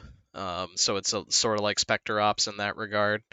There is like a one against a team mode where one person's just the enemy sub. Like just to make it a little bit easier for people to find enough people to play. But yeah, my number 2, Battleship. Like the picture says, the classic naval combat game. I think the only addition they've made over the years, there's like a version now that has planes. What? Like No. like I think it's just basically another ship. Like Hmm. when you hit perfection, you stop. It's And true. then- Why are there even planes on this? There is a cover carrier. here? One of the ships is a It carrier. is a carrier. Yeah, you're five. Planes You're don't five take ship. off. They just sit there and wait to get shot up. Yeah. Come And on, if the Nate. carrier- Get immersed. Yeah, the carrier If the is. carrier is 5, wouldn't Yeah. this plane just be 1? Yeah, I think they're like 1 or maybe 2. I think they might be the size of the patrol boat. They're the size of the destroyer. But like this is one of the things that always got me was like like in Battleship, the carrier's 5. It's the biggest piece on the board. It is also the Yeah. biggest liability. Yeah. If you have it near anything else, you've just screwed yourself. Yeah. Basically. Yeah. Yeah. All right. So that's my number 2. I'm glad you were all like very confused by it. My mission is complete. All right. Number Well 2. done, sir. Shawn. My number 2. I have not talked about this game before. Uh-huh. Doubt it. Brand new. I have not talked about this one before. I promise. Shoots and ladders. I've talked about its Candyland. its sister game, its brother game, its spiritual predecessor that Brian already mentioned. Azul. No, Scythe. no, Captain What? is dead. no. Spectre Ops. Oh, is it- Arkham Horror. it's Elder Sign. Eldritch Horror. Eldritch talked this about is Horror Sign. Eldritch All Horror right, Sign. I'm right. I'm You got right. it. The This is captain dead. Reavers of Midgard, Oh. Damn you it. mentioned Midgard. That's right. not Champions of Midgard, which I do like and I do have, but I also have Reavers. I really like just the way Reavers looks. This is another one of those things where if Arkham Horror is in a city and then Eldritch Horror is in a worldwide thing, Reavers of Midgard takes your like city fight that Champions of Midgard is and takes it out to like a country. And you're like going from place to place and you're actually doing these ship battles and raiding stuff. And it's a really cool system. And one of my favorite mechanics in games is when I pick an action and then everybody else gets to do it, but a little bit less. Yeah. I think that's a lot of fun. Because then you can be like, well, I know Nate really needs to go and get wood. So he's going to do that. So I'm going to get something out of it. So I'm just going to wait for him to do it. And you can sort of Wow. game the system a little bit like that. So when Nate gets wood, you get something out of it. I do. Not always. Don't you? Yeah. I'm a teacher. Yeah.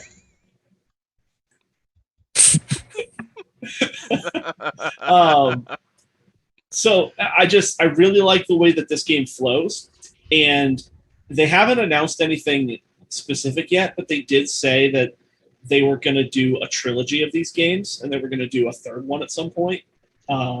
So I'm really looking forward to that. But this has a lot of dice rolling. You've got a ship of Vikings that you're bringing around that you're actually raiding places with, and it's just a lot of fun. Highly recommend. I will teach this to anybody who wants to play it. But does it do this? No, I think not. yeah, but I recommended my game. Yeah, your Nope, game is unplayable. It's only got a snap bracelet to redeem And it. awesome coins. Yeah, the coins are pretty dope. Look, maybe All you right. guys will think differently, but yeah. Oh, I haven't no. played Reavers. I played Champions, but I've not played Reavers yet. All right, Nate. Hit All us. right. Number 2. Nate, number 2. My number 2 is Evolution Climate. I don't know if you guys have played the Evolution games. Uh, The basics of Evolution is you have different species on your board, and you can have multiple species. There's like each species has its own spot and can have up to 3. I don't remember what they're called, aspects or attributes or whatever that add things to them. You're trying to basically, if they eat, you get victory points. That's how it works. And you're trying to get the most victory points. The reason why I picked this and why it's on this list is I think in terms of like mechanics being tied to a theme like really closely, like we've all played board games where it's like there's a theme, but it's like it could have been any theme, right? Like doesn't matter in terms of the mechanics of the game. This is the extreme opposite end of that. Once you understand how this game works, I could say the name of a card that you'd never seen before, and you'd be able to tell me what it does. Like the mechanics are so closely like they did such a good job of building out mechanics that reflect the theme and work well with the theme. And so you have like herbivores where you're trying to build protections for them. Like you could give an herbivore like climbing, which means like only other animals that can climb can attack it. Like most all animals are herbivores. Normally, you have to give them the carnivore attribute in order for them to become carnivores. Once they're carnivores, they can attack other people's animals and reduces their population. If that animal's population gets reduced to 0, that player loses that species entirely. So there's this like balance, just like in nature. Like if there are basically like the herbivores, if they don't have carnivores to prey on them, you can like get a lot of victory points by like not having to build defenses. Like species can thrive without natural defenses if there aren't carnivores that can kill them.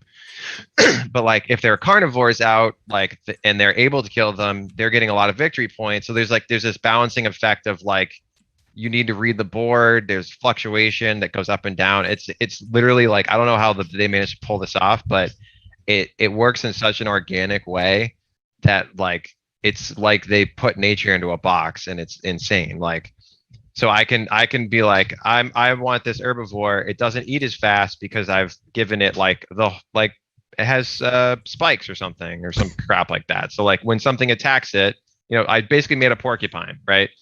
And then you're next to me and you have something that's like that's stronger, but like doesn't have the defenses. So like if somebody has a carnivore, they're going to go after you. So there's a lot of this push and pull, and like how much do you balance these things out? Extremely well done. It is, I would say, the best execution of a theme I've seen in a board game. Like Wow. in terms of mechanics and how they work with the theme and how they work the theme, I haven't seen it done better. I'll have to check this one out. It is fun. There's definitely some hurt feelings when the carnivores come out and they start eating people's animals. But it's like it's obvious. Like what carnivores are on the table, and like if you don't have climbing on your dude and you want to go you want to double down on there's just is everything you can think of. There's one that's like they're like rabbits. Like there's a card, I can't remember what it's called, but I think it's basically like they populate faster when they eat or something.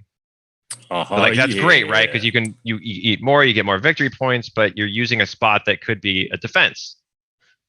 So there's like camouflage is one. There's like it's great, and it's like it's not a lot of cards either, but it manages to do a really good job with it. And then climate. So the first one is called Evolution. Evolution Climate is just the next version of it, and it brings into play. Depending on what happens in the game, like certain events will pop up, I think, and it will change the climate to make it hotter or colder. And depending on where it is, like if you're if you're a woolly mammoth or something and you like have really thick fur, that like it's going to be great if it's cold, but if it's warm, like your population You're is in gonna trouble. start dying off because you're gonna overheat. So there's that aspect as well that you can play around with it. So you could, I don't remember if you have any control over it, probably not, but like there might be a situation where you prep for a certain climate and then somebody else's stuff gets wiped out because they didn't prep correctly. But yeah. All right. I mean, I've gone on enough about this game, but it's cool. Seems neat. All right. All right. Brown. My number 2, in case I didn't have enough of it yet, what do you think I'm missing from my list so far? I don't know your games. Can I get a hint? You're missing Marvel United. I don't know if you really love that game yet, though. Like, I know you like it, but I don't know if you love it. I think that might be the honorable mention for you. I was thinking like more of what are the typical things on my list that I usually put? Yeah, we got sci-fi, we got Eldritch Horror, we got a little bit of Cyber Ninja. I feel like we need more ninja on this list, but I don't know many. You are correct. board games. This game is Ninja is it- All-Stars. Oh, I was thinking Forbidden Fortress, the deluxe enemy pack, Shadow Clan Ninjas. No, How about- Ninja how about- All-Stars. How about Night of the Ninja? Ninja Is that All-Stars. that's a choose your own adventure book, isn't it? I just searched for Ninja board game. Okay. Ninja All-Stars. So, this is a game where Do you own this one? I have one of the expansions, but Oh. nobody else really bought into it. So, it's kind of useless. And Wait, so you don't have the core game, you just have an expansion? no, because Thomas has the core game. I see. So Thomas had the core game, and you pick a clan, and your clan specializes in a particular aspect of battle. So, for example, the Wind Clan, I think they're the Yumi. They're mostly all about ranged attacks. That was the clan that Thomas went with. The clan I picked was the Fire Clan or the Tora Clan. They're mostly all about melee in your face. But you can't get to the enemy if they keep shooting you with arrows before you get there. So his clan wound up being a hard counter to mine. So we didn't play it that much. But the design of the game is really cool. They're like kind of chibi, super deformed little ninjas. Each clan has like different tropes of ninja design incorporated into their design as a whole. Like there's a fox, there's a spirit clan, and they're like all kitsune style. There's a void clan, and they have like Hanya or like demonic masks. Like the fire clan, like they kind of like have big poofy hair, like lions and tigers. And then there's a bunch of mercenaries that you can buy. So there's a ton of expansions. And the mercenaries are all kind of based on like historical and fictional like characters. Like there's a character based on Miyamoto Musashi. There's So is he just super overpowered or what? yeah, he uses like 2 swords and like he's very strong in melee and stuff like that.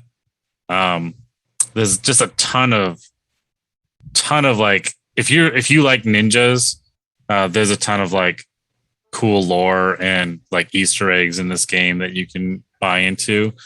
It is a minis game though, kind of built off of the board game.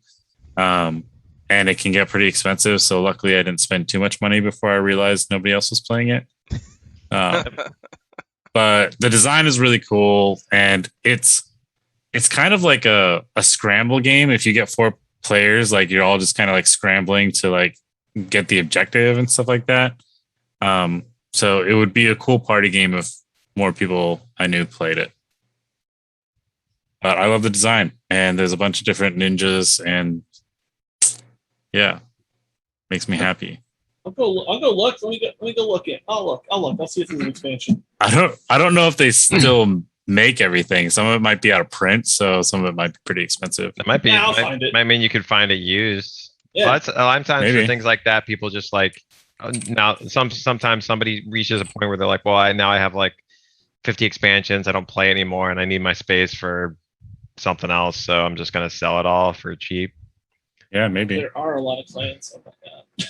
Yeah, I think there's 6, and then like a ton of mercs, Yeah. like over 20 mercs, I think, and each one is like a single blister. Yeah, there are. Yeah, I do. Oh, there's a bird man. Oh, Yep. That's not fair.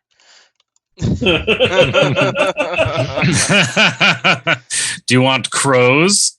That's They're what everybody's crow getting for ninjas. Christmas. Everybody's getting Ninja board game for Christmas. Heck yeah, I'm all in. All If right. it'll get people playing this game with me, I'm all in. Are we on But, like- Ian's two? Oh no, that was 2. So we're on That to was ones. 2. No, we're Yeah. on to honorable mentions. Honorable mentions. Yeah. Yeah. Honorables. Are we just going to plow through? I I think think so. we might as well. We might as well Yeah. plow Okay. through. Sure. All right. So number 2, that was who did that? You. You That was started me. it. Yeah. So, Sean, Sean. you. All right. So I have 3 honorable mentions. My One my that God. I've played. God. One One that Oh I've my played. god! The One pause. that I own and haven't played, and one that's a Kickstarter that I'm very excited to get. That I've actually told a lot of people about. So we'll see how that pans out when I eventually get it. Okay. So go ahead and hit me with the first picture. I don't know which one's which. It's label number 3. Number Is 3. it X-Men United? It is not. No, Looks Damn, like the it's Great Wall. the Great Wall. Yeah. So It's not the this movie. game, it's not based on the movie. Based on the restaurant. It's based on the restaurant. Yes. This game looks incredible. Like if you just Google it and then just like look at some of the like displays that they have set out of people playing this game, it looks bonkers. Especially with the minis and stuff, it looks so cool. Oh, does look cool. Yeah, Do you think he was lying? it Maybe. is a you can play it fully cooperatively, but like the intent of the game is to play semi-cooperatively, kind of like New Angeles, where you're like, all right, well, You we're just working turn on together each to build other? up. You're working together to build up the wall, but you want to be the one that kills the demons, and you want to be the one that kills the bad guys because you get the points for it. Oh yeah, I remember seeing this actually. Yeah. But when as you actually build up the wall, there are these big cardboard chunks that you put onto And you the just board. add it. Yeah, and you That's actually cool. build up a big ass wall. It looks really neat. So I'm very excited about this one. But with the minis and all that, it just looks so awesome. This does look cool. I'll play this so- with you. So my next one, go ahead and hit me with the second one. Second one. Hit me with the next slide. It is that one. This looks really cool. So Cerebria, the Inside World. This one is the one that I own, but I haven't played yet. And it is like all about emotions and stuff. So you are think of the movie. What is it? It's not Inside. Inside? Inside Out. Inside Out. Yeah. So it's like the movie Inside Out, sort of, but you are trying to like play through and level off your emotions, and you can either you can sort of play this Fable like where you like go super happy or super dark, and you can play the game that way. I haven't gotten really into like how the game plays because I haven't read a lot of it because it's a big game and there's a lot going on. But again, if you just Google how the game looks when it's set up, It's very pretty looking. Yeah. it looks really good on the table. Yeah.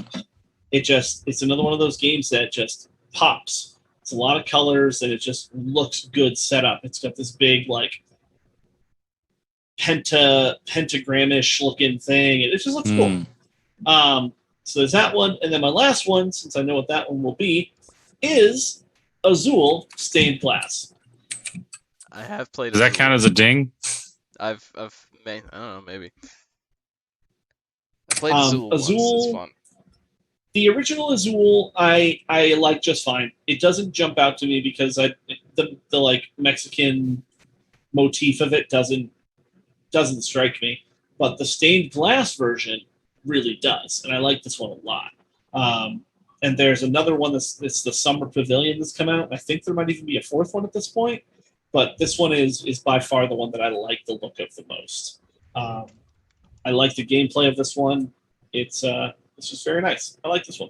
So those are my Even the honorable box mentions. for stained glass looks really nice. Yeah, it does. Yeah, It is a pretty game. it really is. All right, Nate, honorable mentions. Nate, HMs. I guess we'll just show one. I don't know what order they're in either, actually. We'll start with whichever one looks like 3. Then we'll go up. What from does there. number I 3? should have look numbered like? them, but Number 3 Okay, looks there it like is. that. Looks yep, like that New game. Angeles. Looks like that New Angeles game. Yeah, put it on here. I tried to basically add most of my commentary before. That literally, if I made a board game, this is the theme that I would pick because it's insane and awesome, and I just love the idea of being mega corporations manipulating stuff, and I've always liked the idea of like you don't have direct pieces on the board. You're just trying to make money off of things that are on the board, like forces that are happening around you, and you try and manipulate them to do what you want, but like you sort of don't care. Like if that piece dies or whatever, as long as you make money off of it, what do you care? Similar to So you like a being lot a of sociopath. a lot of railroad games are like the same thing, where you're effectively playing the stock market. You're just kind of like, I'm gonna try and make as money off of this as possible, and like part of that you're just, I mean, it's more like real life. You're just like, I want this to succeed if I have stock in it, and then get out and make as much money as I can. Or if I don't have stock in this, I want it to fail. So there's this weird balance of like, I like the idea of yourself as a player and your assets are not tied directly to things on the board.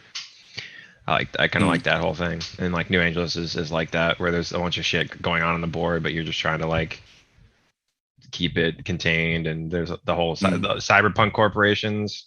It's awesome. Yep. All right, so next up. Okay. I like the look of this one. Looks like it's Steampunk Rally. Steampunk Rally, yeah. So I put this on here because it of the theme. Sounds like It's you just have you on some the box, Ian. red. The It's premise just for you it. on the box.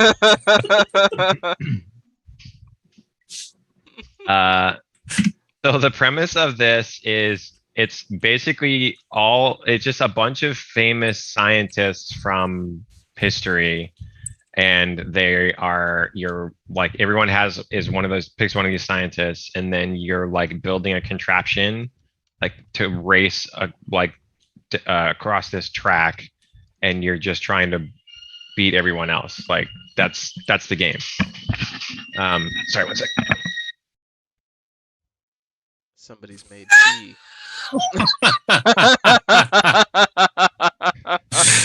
Unprecedented. Our guest just left in the middle of his I had to turn my mic off too because it was pretty loud. The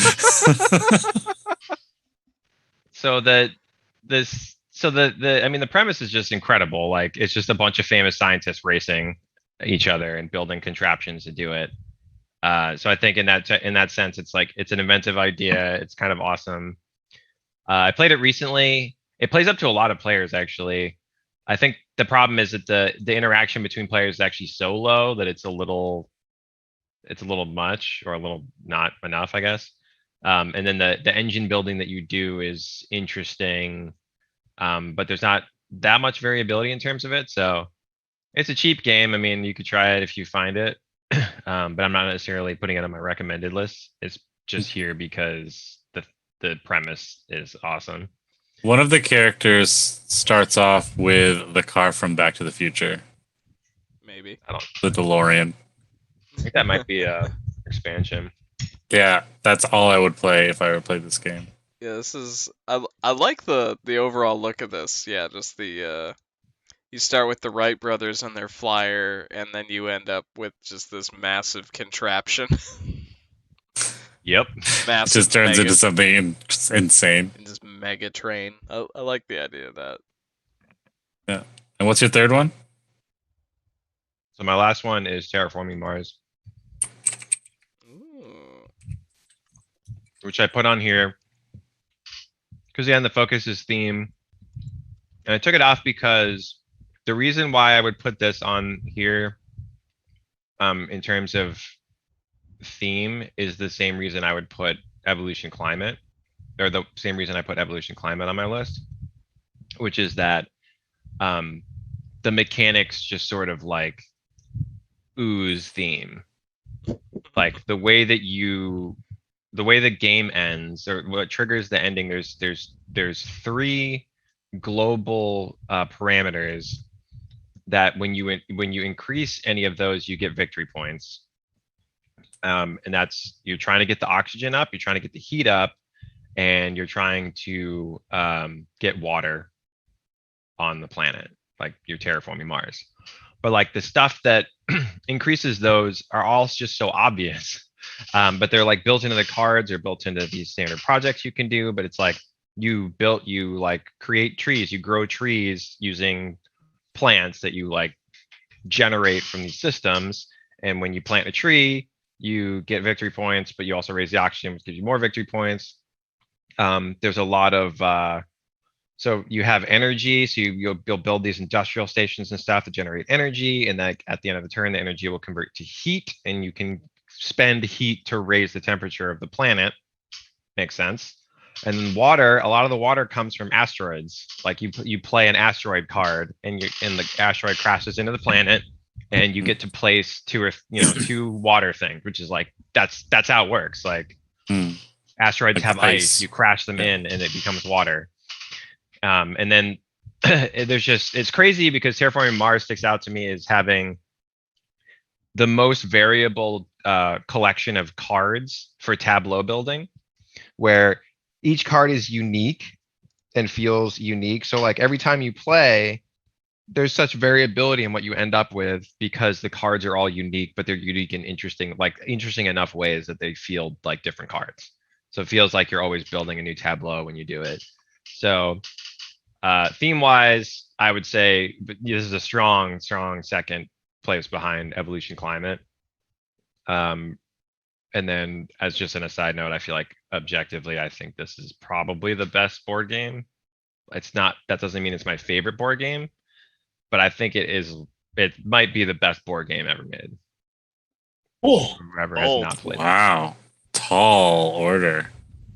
It's incredible. And like if you I haven't looked into the guy who made it, but like this company has made no other games. It was just this one game. The components are shit. Like the components suck. The gold things like peel. They have like a little thing, paint them on or whatever. They'll start peeling. The player boards are like flimsy and thin. Like everything's just like tiny cubes that suck. You got these tiles, like the components are not good, but like somehow this is just like and at no point was he like, oh, maybe I'll make a deluxe version and release it. so actually, my favorite thing about this game now, there is a deluxe version, and you can get upgraded bits, and so you can get little golden, silver, and like copper cubes, and they are like actual metal, and they're super nice. But when you order them, you get like 50 of each, right? Every single one of them comes in its own individual baggie, so they don't bang around in the box. Oh, that's so weird. So on That's Reddit, you'll weird. just see you'll see people like, hey, I got my collector's edition. And you'll see just a little pile of cubes, about yay big, and then just a pile of plastic. That It's is so good. impressive. So to terraform Mars, you had to destroy Earth. You really did. So that's Terraforming Mars.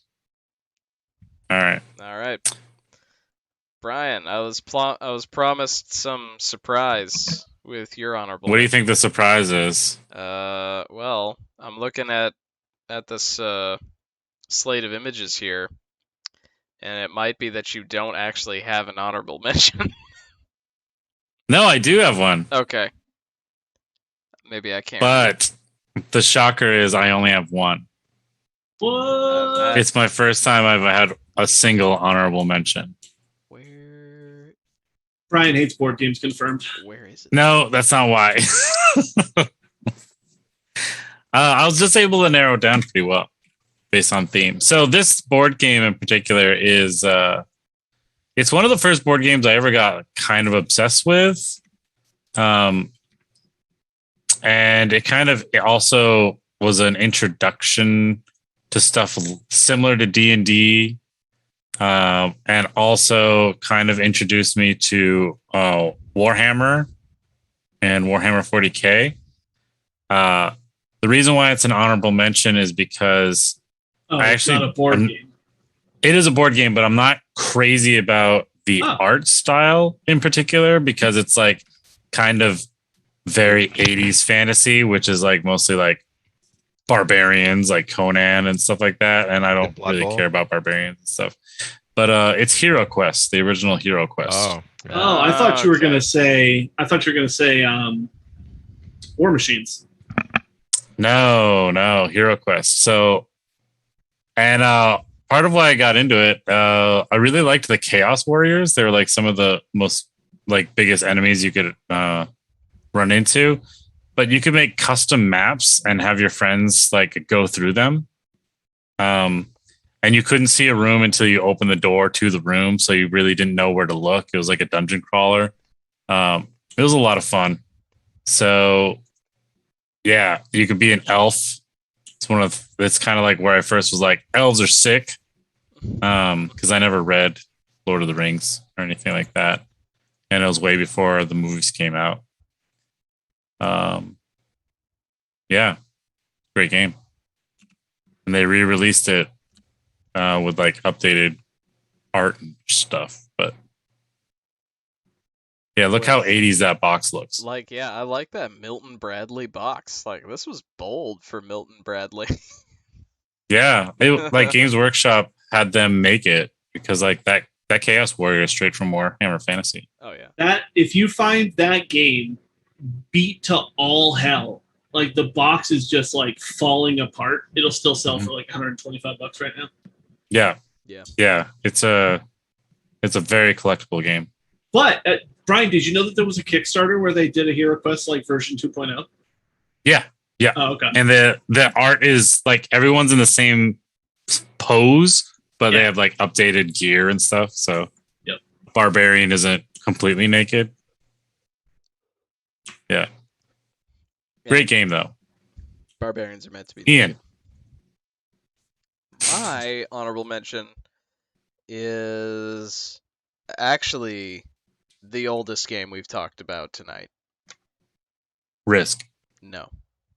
Chess. No. Checkers. No. Too old. Go. No, it's way Oh. too old. Older than Battleship. Older than Battleship, how but old is newer, Battleship? but Did we newer say? than Go. Battleship as a Hmm. board game came out in the 60s. Monopoly. You gonna say like a deck of cards? Ding ding, Monopoly. Oh, okay. Yep. Really? Yep. Wow. Yep. Fucking hate this game. Oh no, well I mean it's not a good It's a game. terrible game. It's not a good game, but its design is great. And as far as like theming, like you feel like as you're going around as the top hat, like you're like, no, I am a car, I am excuse top hat. Me personally, if there was like the battleship or whatever, the cruise ship, whatever boat there was, that was usually the one I was. Hmm. But this one, the box that we have here, I think they replaced the cannon with a dinosaur. Like you'd be a T-Rex now or a rubber ducky. So, but like I felt like a land baron, every time I played this game. Especially when I played it right, and you actually like do the auction thing when no one wants to buy a property. Everybody always forgets that step. That's why this game takes so Mhm. goddamn long. Yeah. But and again, in terms of like art style, because the game is so old, It definitely has a feel to it. But like the oldest ones are the best looking ones in my opinion. The ones with that old Art Deco, really bold colors, solid lines on everything. Everything's very geometric. Um, like it set a standard for board games. And is it a fun game? No. No, it's not. Is it a good game? Borderline. Maybe not. Might not be. But it gave us Monopoly money. It gave us funny money. Which every game that has like fake paper money, it's just Monopoly money. They just use Hasbro or Milton Bradley's stocks and just like here's a bunch of green fives or whatever colors they are. Enjoy them. But This is the original game that ruins friendships. oh yeah. No, this was, and I had so many versions of Monopoly growing up because like whenever there was a Star Wars Monopoly, people would buy it for me for Christmas.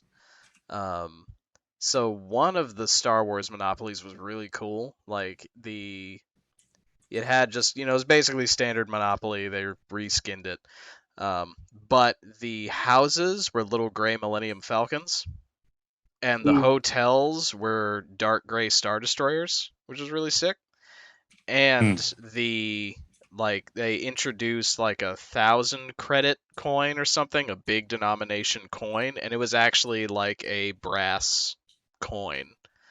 That was cool. actually really cool. Like I'm pretty sure that game is long gone, but I kind of wish I'd kept the coins, to be honest. Thrown away the rest of the game, but kept the coins. But yeah, I had at least 2 versions of Star Wars Monopoly. I know they've made at least 3 at this point. I don't need them.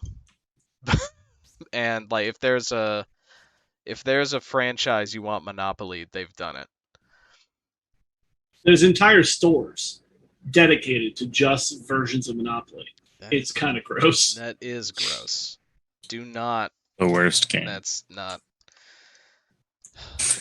Because it's not that great a game. It's nice. Not. It's nice and simple, which is great. But nah. I mean, theme-wise, it works really well because to win, you do have to step on all of your friends. Yep.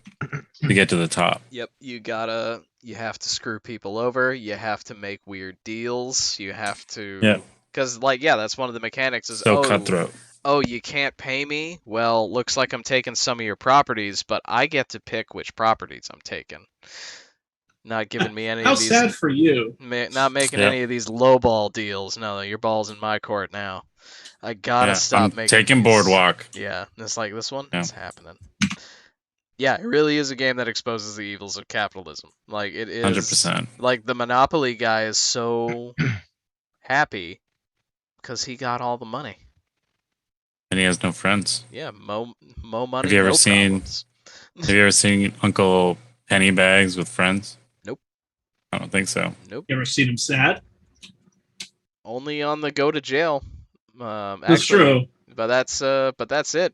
But that's what those get out of jail free cards are. All right. Is that your only that was mention? my only honorable mention. I left all of my honorable mentions to Monopoly. It took the rest of them. All right.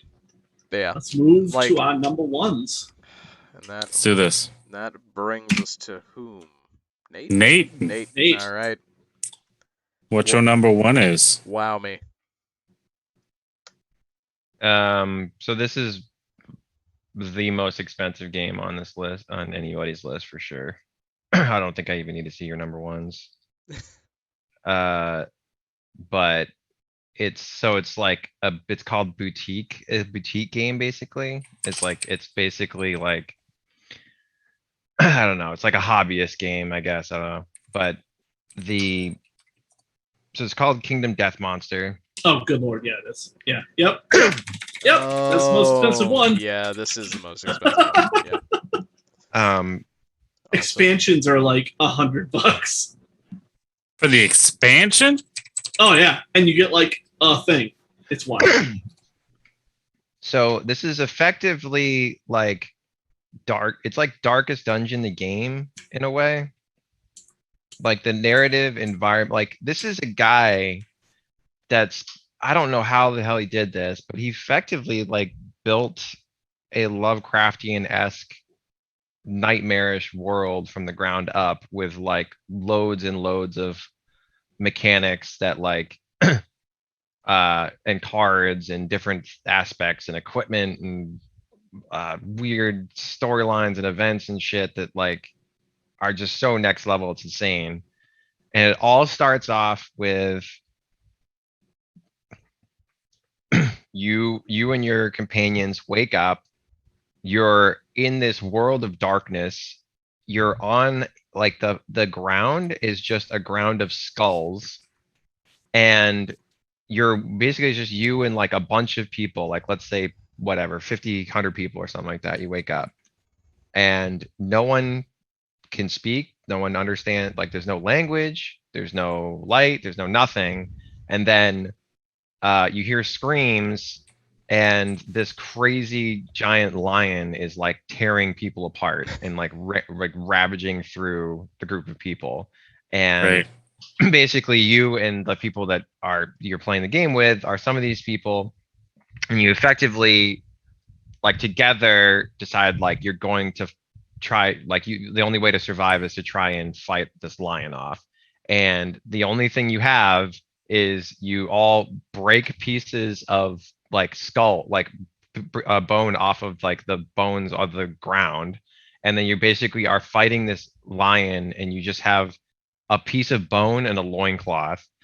And so let's say you have 4 people, you fight the lion. It's quite possible some of you will die. Death is permanent, so that character's gone completely. Not that the player's not gone, but the character's gone, like Darkest Dungeon style.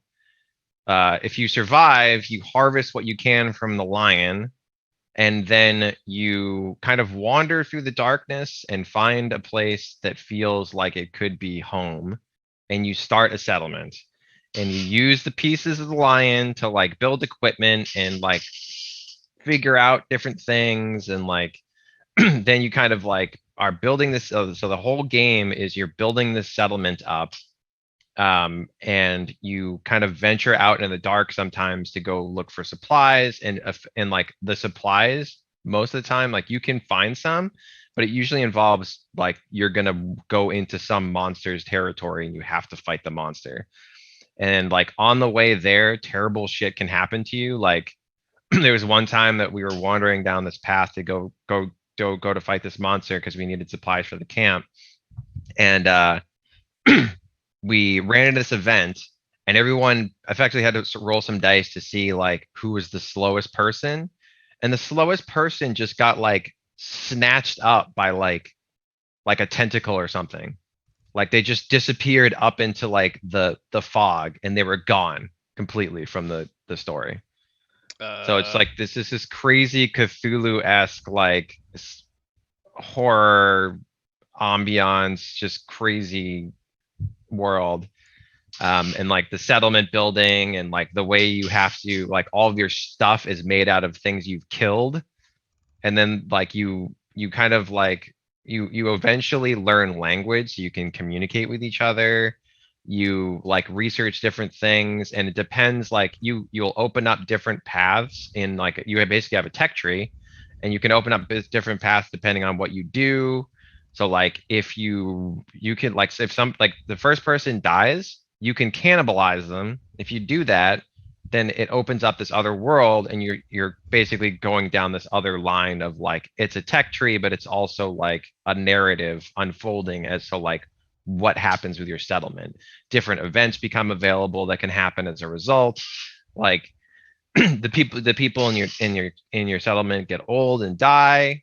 They like become veterans and like become stronger at battle. And it's like it is a complex, crazy monstrosity of a game. The art style is just nuts, horrifying.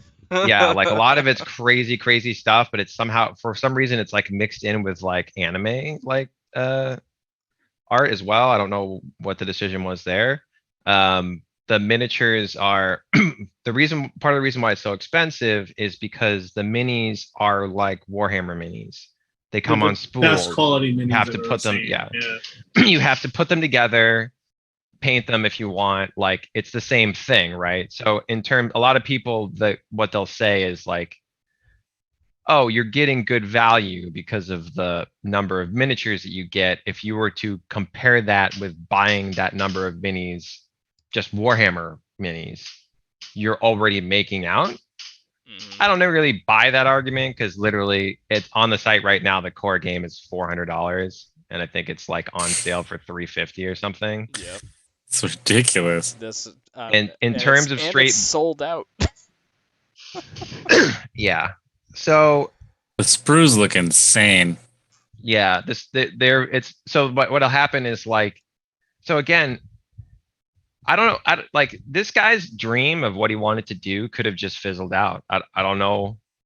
Like there's a world where this didn't happen, but like he decided like, oh, you know, it would be cool. For every set of equipment that you can get in the game, I will provide that set of equipment and you can build a different character that has, oh, you have the white lion main equipment with a sword or whatever. Oh, you have the whatever, like 3 monsters down the line, you have the something shield with the whatever. And like all the spools take care of like all those different types of things. And then he just provides tons and tons of character models. And like he thought of that was a good idea. And like somehow he made a filthy amount of money and people wanted it. So Yeah, like I've on linked him. a couple of the like expansion Yeah, they're pushing this. minifigs. They're pushing this Pinups of Death series pretty hard. Yeah, And- Oh, yeah. it seems very sexual overall. The Oh yeah, characters dude, that you see, hypersexualized stuff. yeah, Yeah, characters that you see hypersexualized. on there are not even what, like, you could do something completely different. These aren't what they have to be. You could do something completely your own. Yeah, and all the It's monsters wild. are like horrifying and like Yeah, they really shit are. They're you do not really- want to see. really creative designs on them though. Yeah, that's true. But yeah, I kind of wish I never saw them.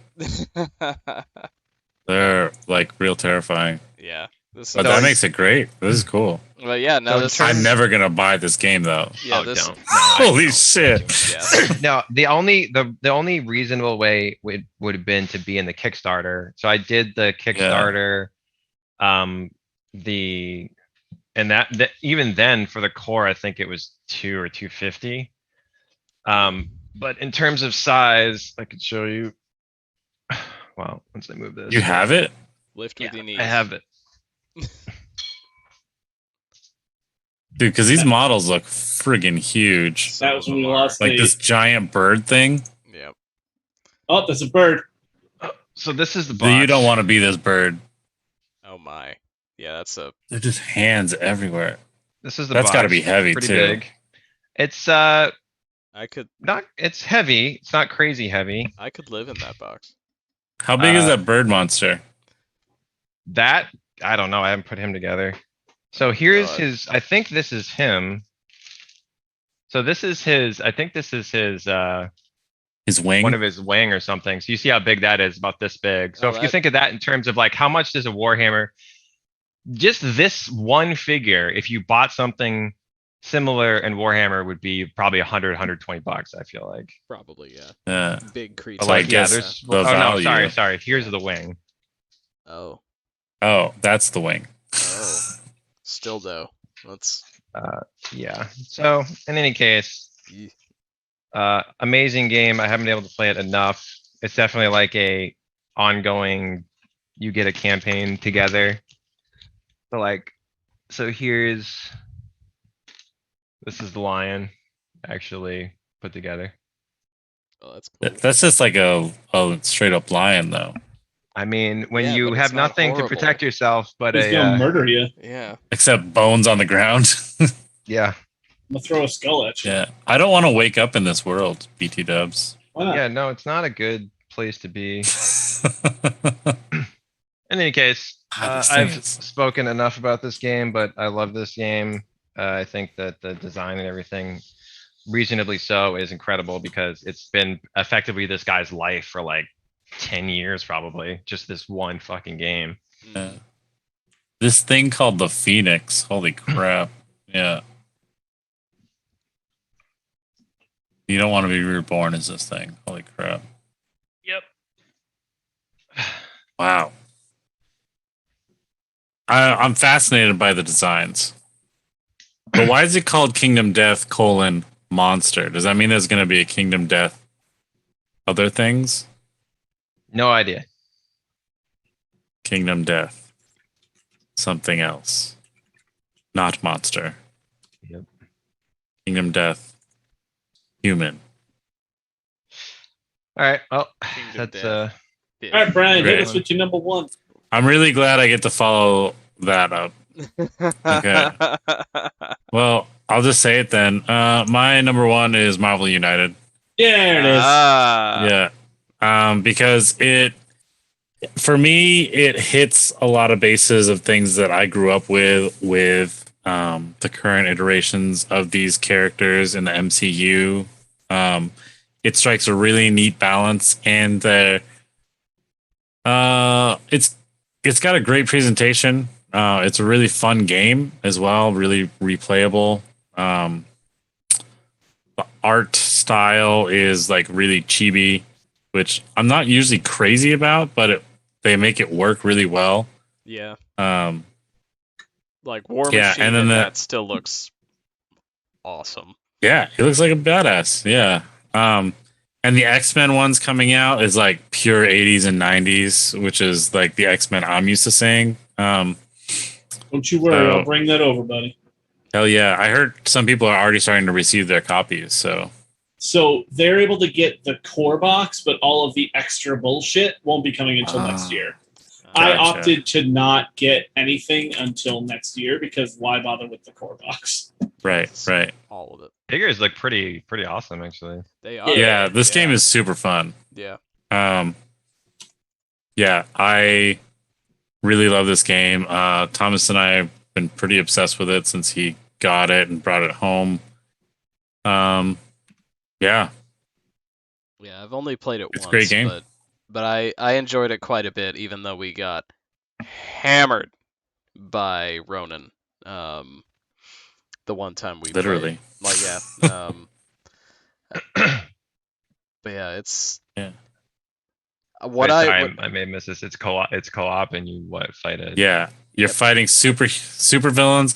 Each super villain has a different defeat condition. Mhm. So like they have a different thing that they're trying to do. Kingpin is one of the hardest ones to fight because you have to literally dismantle everything that he's built before you can fight him. Yeah, it's yeah, That Ronan, seems like a dumb crazy. way to go about it. Ronan just like shows up next to you and just beats your ass. yeah. One of the It's very expansions is simple, just but- yeah. One of the expansions was the Infinity War, and Hoff. you have to play.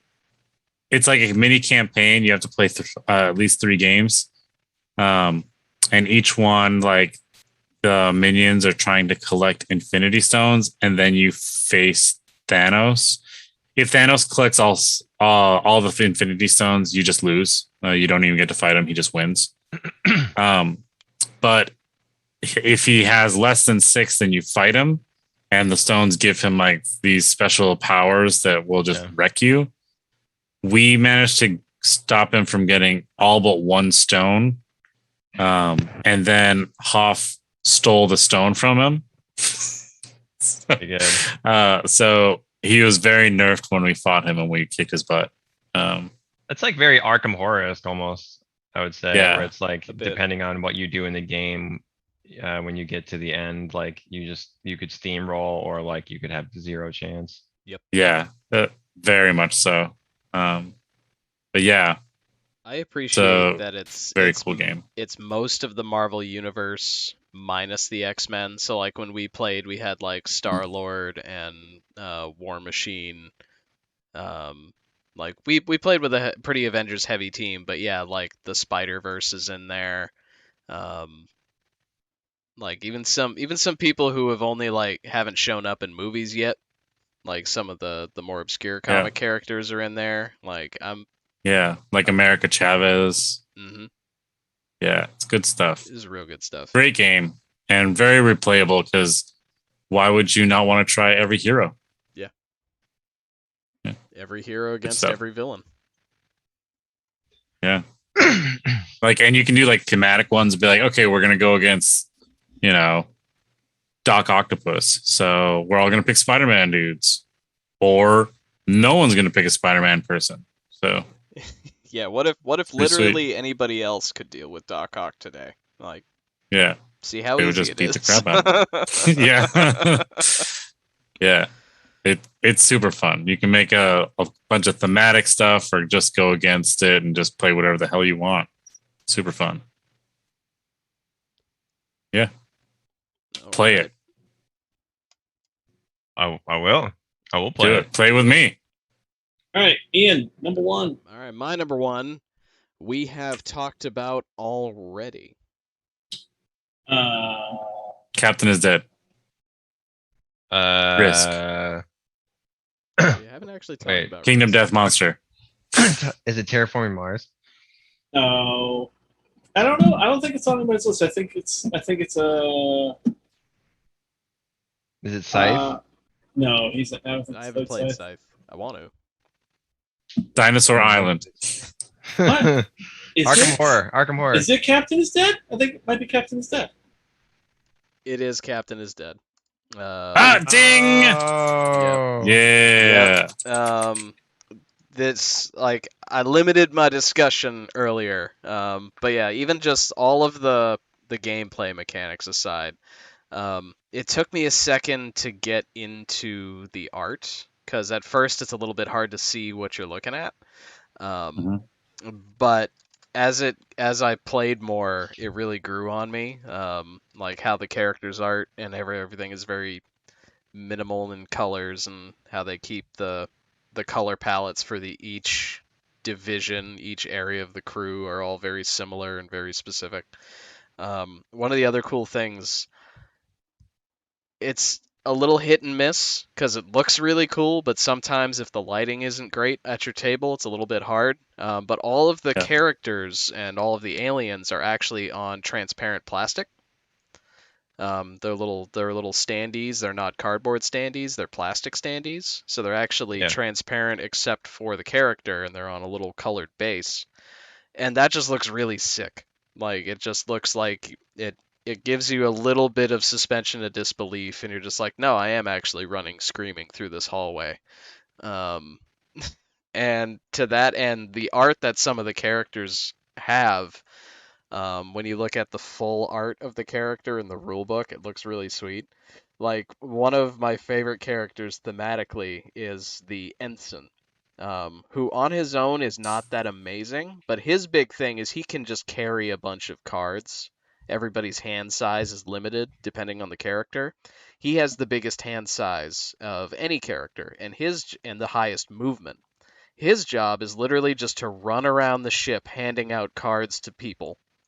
Like to let them do stuff because he doesn't know how, and his art just kind of looks like he's just sitting back at first, just kind of like, yeah, I'm the ensign, I'm just sitting back, yeah, whatever. But then you realize he's actually like full on running with his feet forward, his head all the way back, his arms flailing behind him when you actually realize what's going on.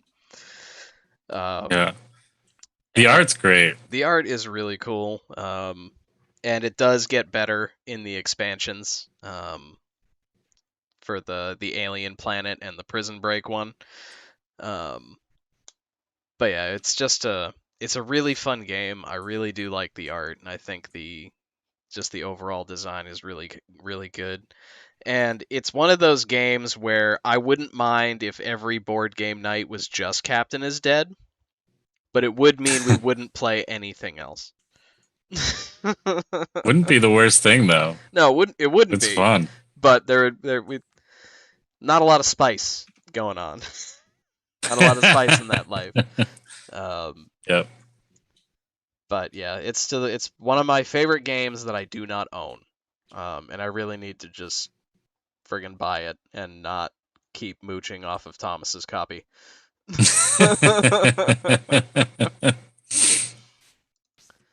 Well, you don't have to it's tell him nice to that. hear about a game that like I've seen it and I've picked it up multiple times and was never like, oh, I should buy this. But hearing that other people actually have played it and really, really like it is a good sign. Yeah. So perhaps I will just buy it. It is very much worth it. I don't even know how much it is. I can't imagine it's crazy expensive because No. it doesn't have a lot of like minis. Like all of the pieces are flat. It's just a lot of cards and a board. So it's actually not even that many cards all told. So it's a good game. I like it. And It's a great game. And now to bring us home, Sean, Sean. was your number one? My number one is a game that I have never talked about before. Not with you guys, at least.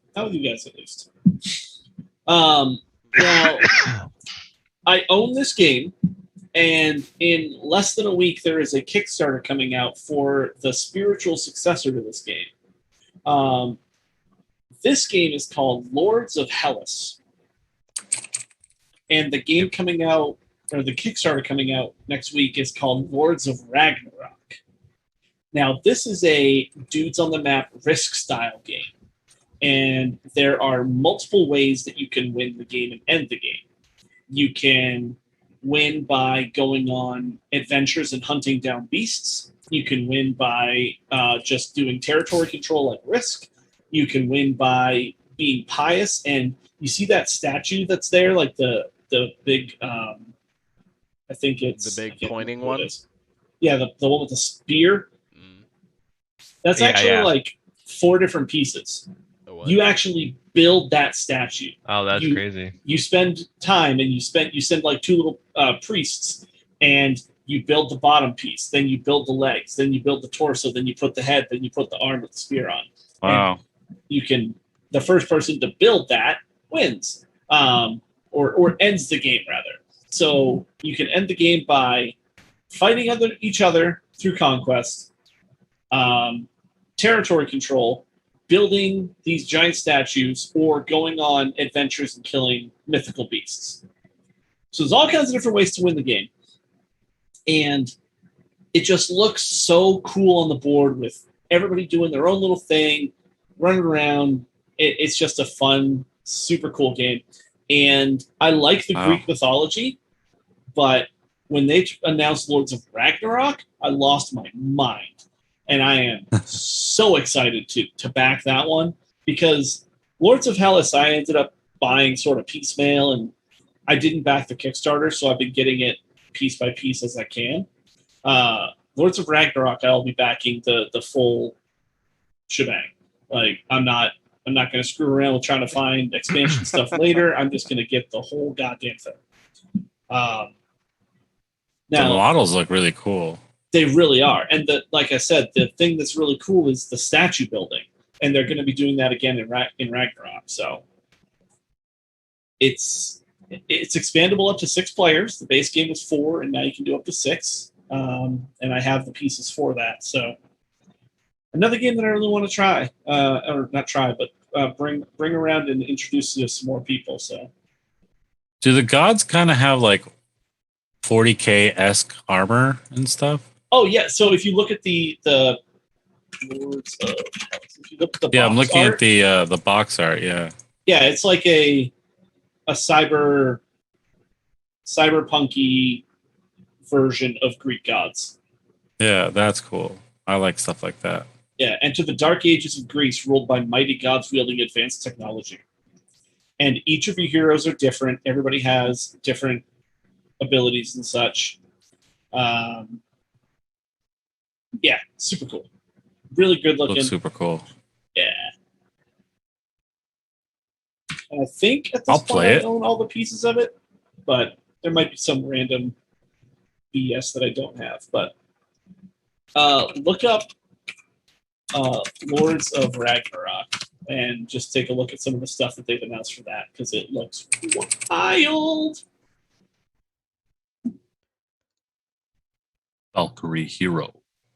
That's sick box art. Yeah, right. And Uh, yeah, those are big figs. Oh man. The Yeah, and then if you statues, scroll down, yeah. yeah, like the Thor monument, they show you all the pieces, how it all sticks together and all that. It's so fucking great. Mm, Yeah, 40K style for sure. It's really cool. yeah. Ooh. Yep. So very excited, and I will always still love the Hellas version. I will hold on to both, but yeah, very excited. Yeah. Yeah, so that's my number one. Pretty cool. Crazy. Awesome. Does look cool. Clearly, the best game on this list is The Captain is Dead. I mean, That's it's the on here only twice. duplicate. Yep. Yep. It is, yeah. So we win. Oh, predictions. Yep. Boom. Okay. All right. So yeah, my predictions. I think. Let's see. Trying to figure out what I wrote. This is gonna be my problem. You go ahead. So I had Ian was gonna say Captain is Dead. I said Risk, but you didn't pick Risk. I did not. Sean did put Scythe on there, but Azul was only an honorable mention. I couldn't think of anything Nate would say, and I'm glad I didn't even try because I hadn't heard of like any of those games. And I said Splendor might be listed, but it wasn't, so whatever. What was scribbled out on mine? What did it say? Oh, I was gonna put that game that looked like stained glass, and then I just looked it up, and it was Azul. Because I couldn't remember it at first. Yep, there it is. That stained glass Yeah. game. Yep. Yeah, You know the pretty one. much. So my predictions, Brian did surprise me. I said you were gonna have 5+ honorable mentions. You came in way under with 1. So, Correct. so that's a no. Nobody had a ton of honorable mentions on this one. We all pared it down pretty well. Yeah. I did say that everyone was gonna be confused when I said Battleship, and I was right. There was some skepticism there. Yep. And Fair. And I said that everyone except Nate was going to have 2 games that we have talked about before in prior editions of this show. And in that regard, I think Brian's the only one who talked about 2 games that we talked about before, because Captain is Dead, obviously. And Arkham Horror, we've talked about extensively. Sean only brought Scythe to the table. So No, he also put Mechs vs. Minions. Mechs oh, vs. that's Minions true. I've Mechs talked vs. about Minions. and I forgot. and about, he had Reavers / Champions of Midgard. Oh, as a- that's not a slash. No, that's no, not no. a slash. That's 2 games. But okay, I forgot about Mechs vs. Minions, so it still counts. I screwed myself up. Actually, no, because I've also talked about The Captain is Dead and Root. So I know that I can't. Me predicting what I'm gonna say isn't, it doesn't friggin' count. Yeah. But I bet I'm gonna say this. look, I might not. I'm that. How can you say something so controversial? Yeah. I'm gonna say these 3 things. Fuck, I only said 2. Okay, go Damn me. it. Thinking with portals. But yeah, those are my predictions. So I got 2. I suck at predictions. So let's see. My first one was Brian will have something with a ninja and something with a samurai. I don't know if you had anything with a samurai. We definitely got Uh, ninjas. Definitely got plenty of ninjas. Is there a samurai in the Ninja All Stars? I mean, Ninja All Stars does have like Miyamoto Musashi. Spectre Ops Who's kind a of has samurai? a samurai thing. Count it.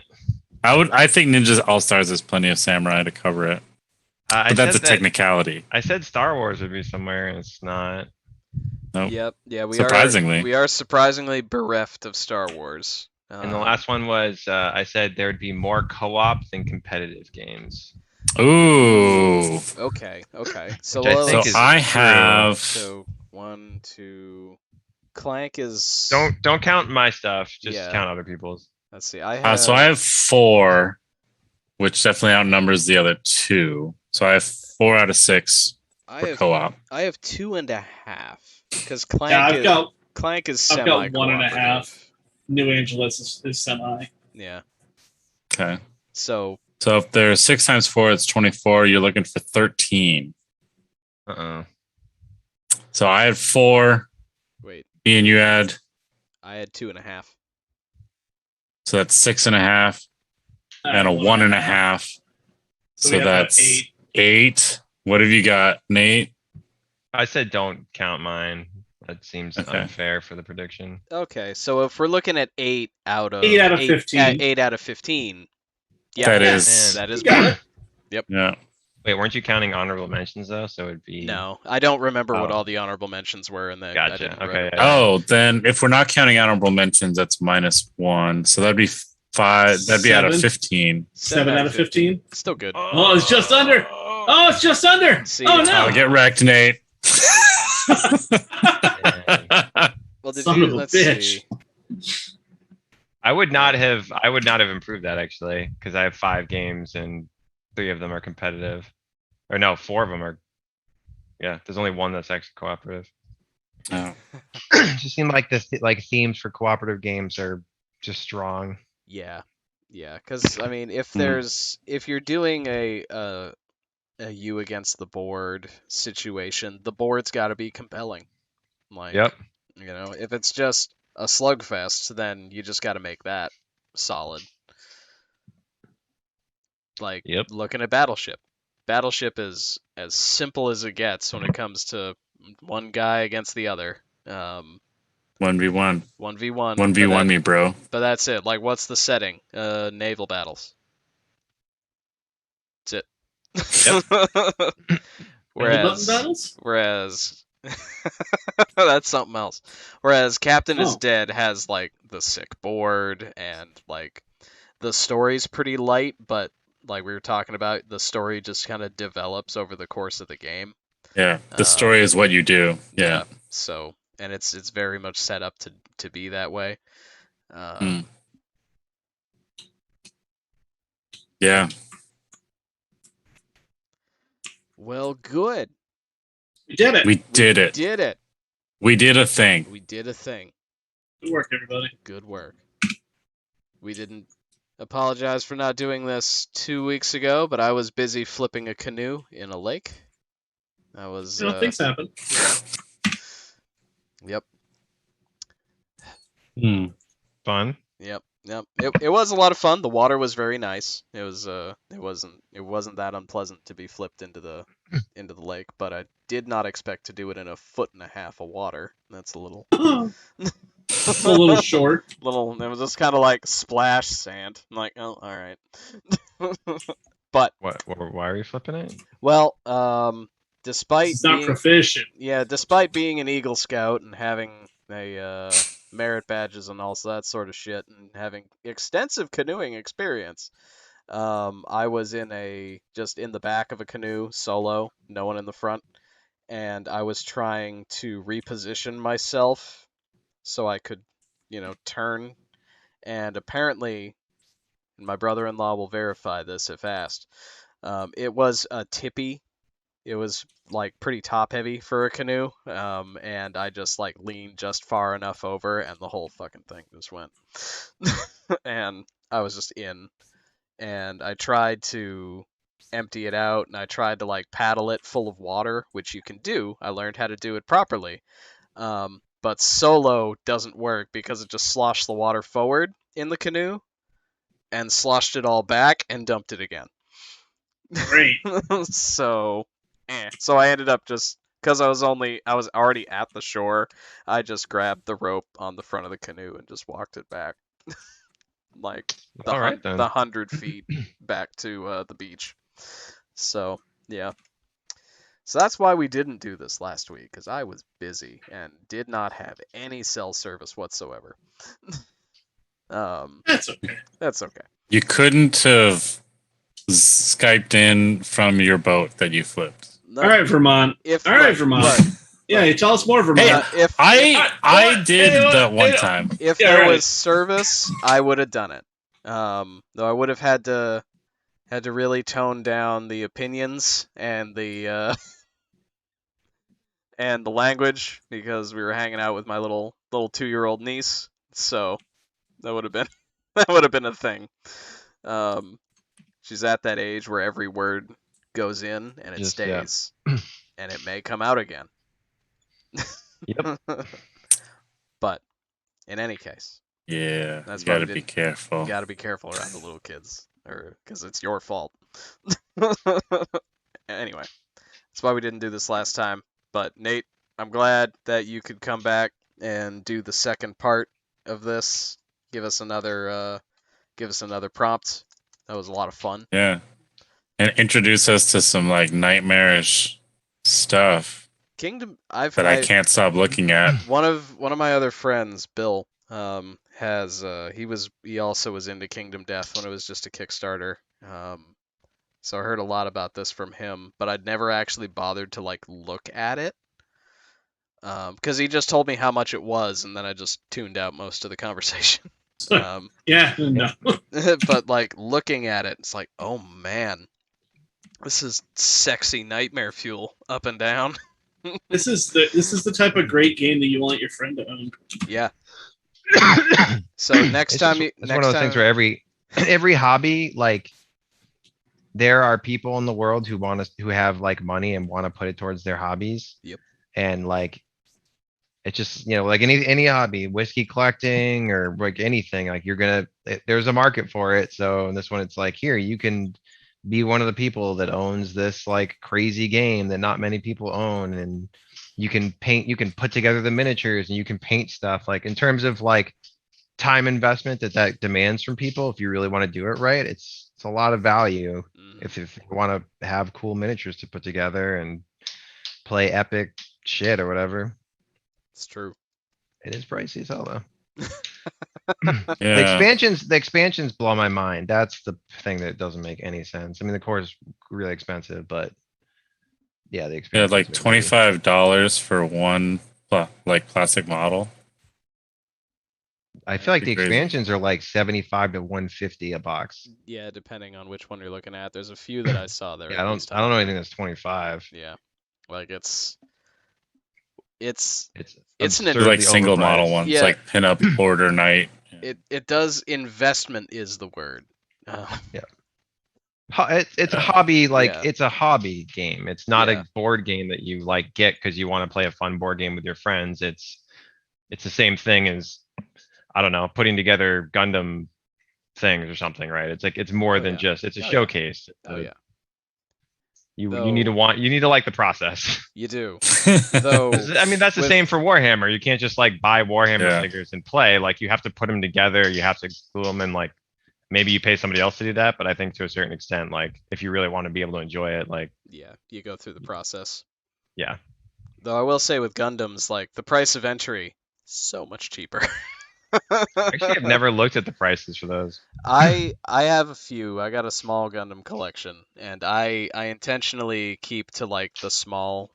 Like there's like 3 scales you can do. I keep to the smaller one because like one model maybe somewhere between 25, $50 Yeah. for an evening of model business. So and then it looks cool when you're done.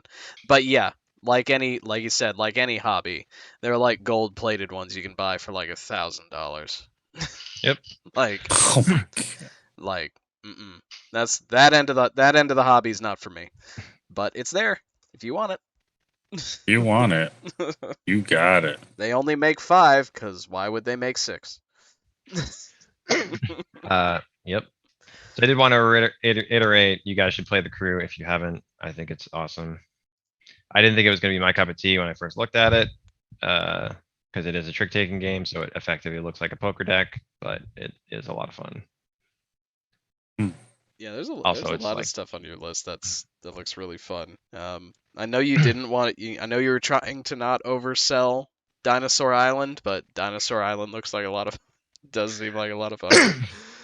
I don't know about that one. That's the only one that I'm not interested in playing on your list. It's How not many mine do you want proven. to play, Brian? Huh? How many mine do you want to play?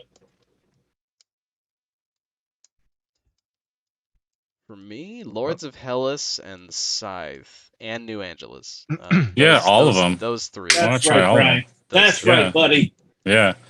I enjoyed Azul when I played it, and Mechs versus Minions I enjoyed. I would play again.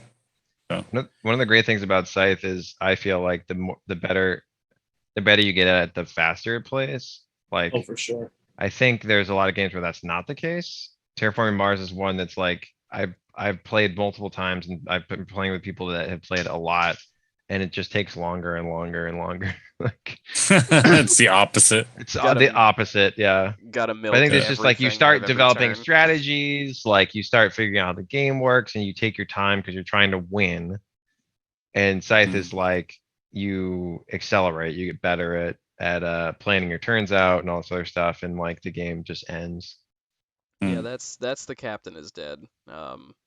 With the group that we used to play with all the time, like we got it down to what we were supposed to do and how we were supposed to do it, and it just became reacting to the problems that showed up, and that's what derails you. Like you get the wrong stuff in the wrong order, and there's no coming back. But we Yeah. knew that's just like, okay, you go there, I go there, you give me this card, you do that card. But Interesting. then like the room's full of 12 aliens, and there's no coming back from that. Yeah. Yeah, I you're w- doomed at that point. I want to play Clank Legacy. I have Clank and the first expansion. I've had it like since it came out pretty much, and big fan of deck builders. Oh, But yeah. that's like, I think that's the only legacy game I can think of that I've actually have interest in. I didn't If really it's- care for Pandemic Legacy because I don't like Pandemic. it's not Legacy, but you should. Have you played Rise of Fenris for Scythe? No. You should check that out. I think you'd enjoy it. Alright. All right. So All right, yeah, but we next, should get going. yeah, next time you come out, we'll play Clank. Sounds Yeah. good to me. And bring one of these super heavy games with you on a plane Yes.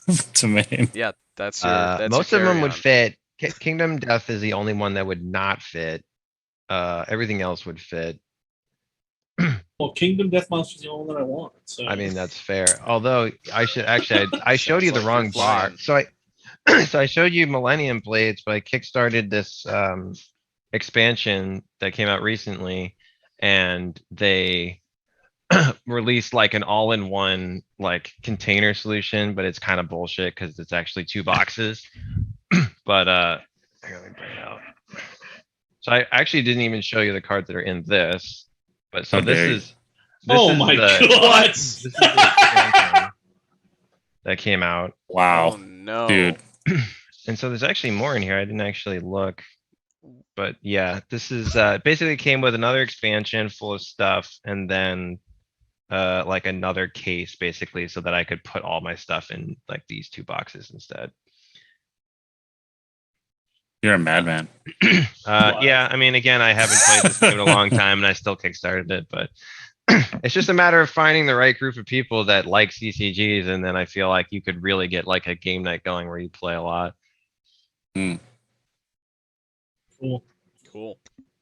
Oh yeah, I think that's all we got for this week. Yeah. I think so. We will announce what we're doing next time when we figure out what that is and who we're doing it with. Yeah. Yeah. But until then, join us on Monday for more D&D. We will be doing more of the Hellscape Navigators, Chaltscape Navigators game with Ark as our DM Monday night, 7:30. And until then, thanks again for watching, and have a good night. No, you. Bye. No, you.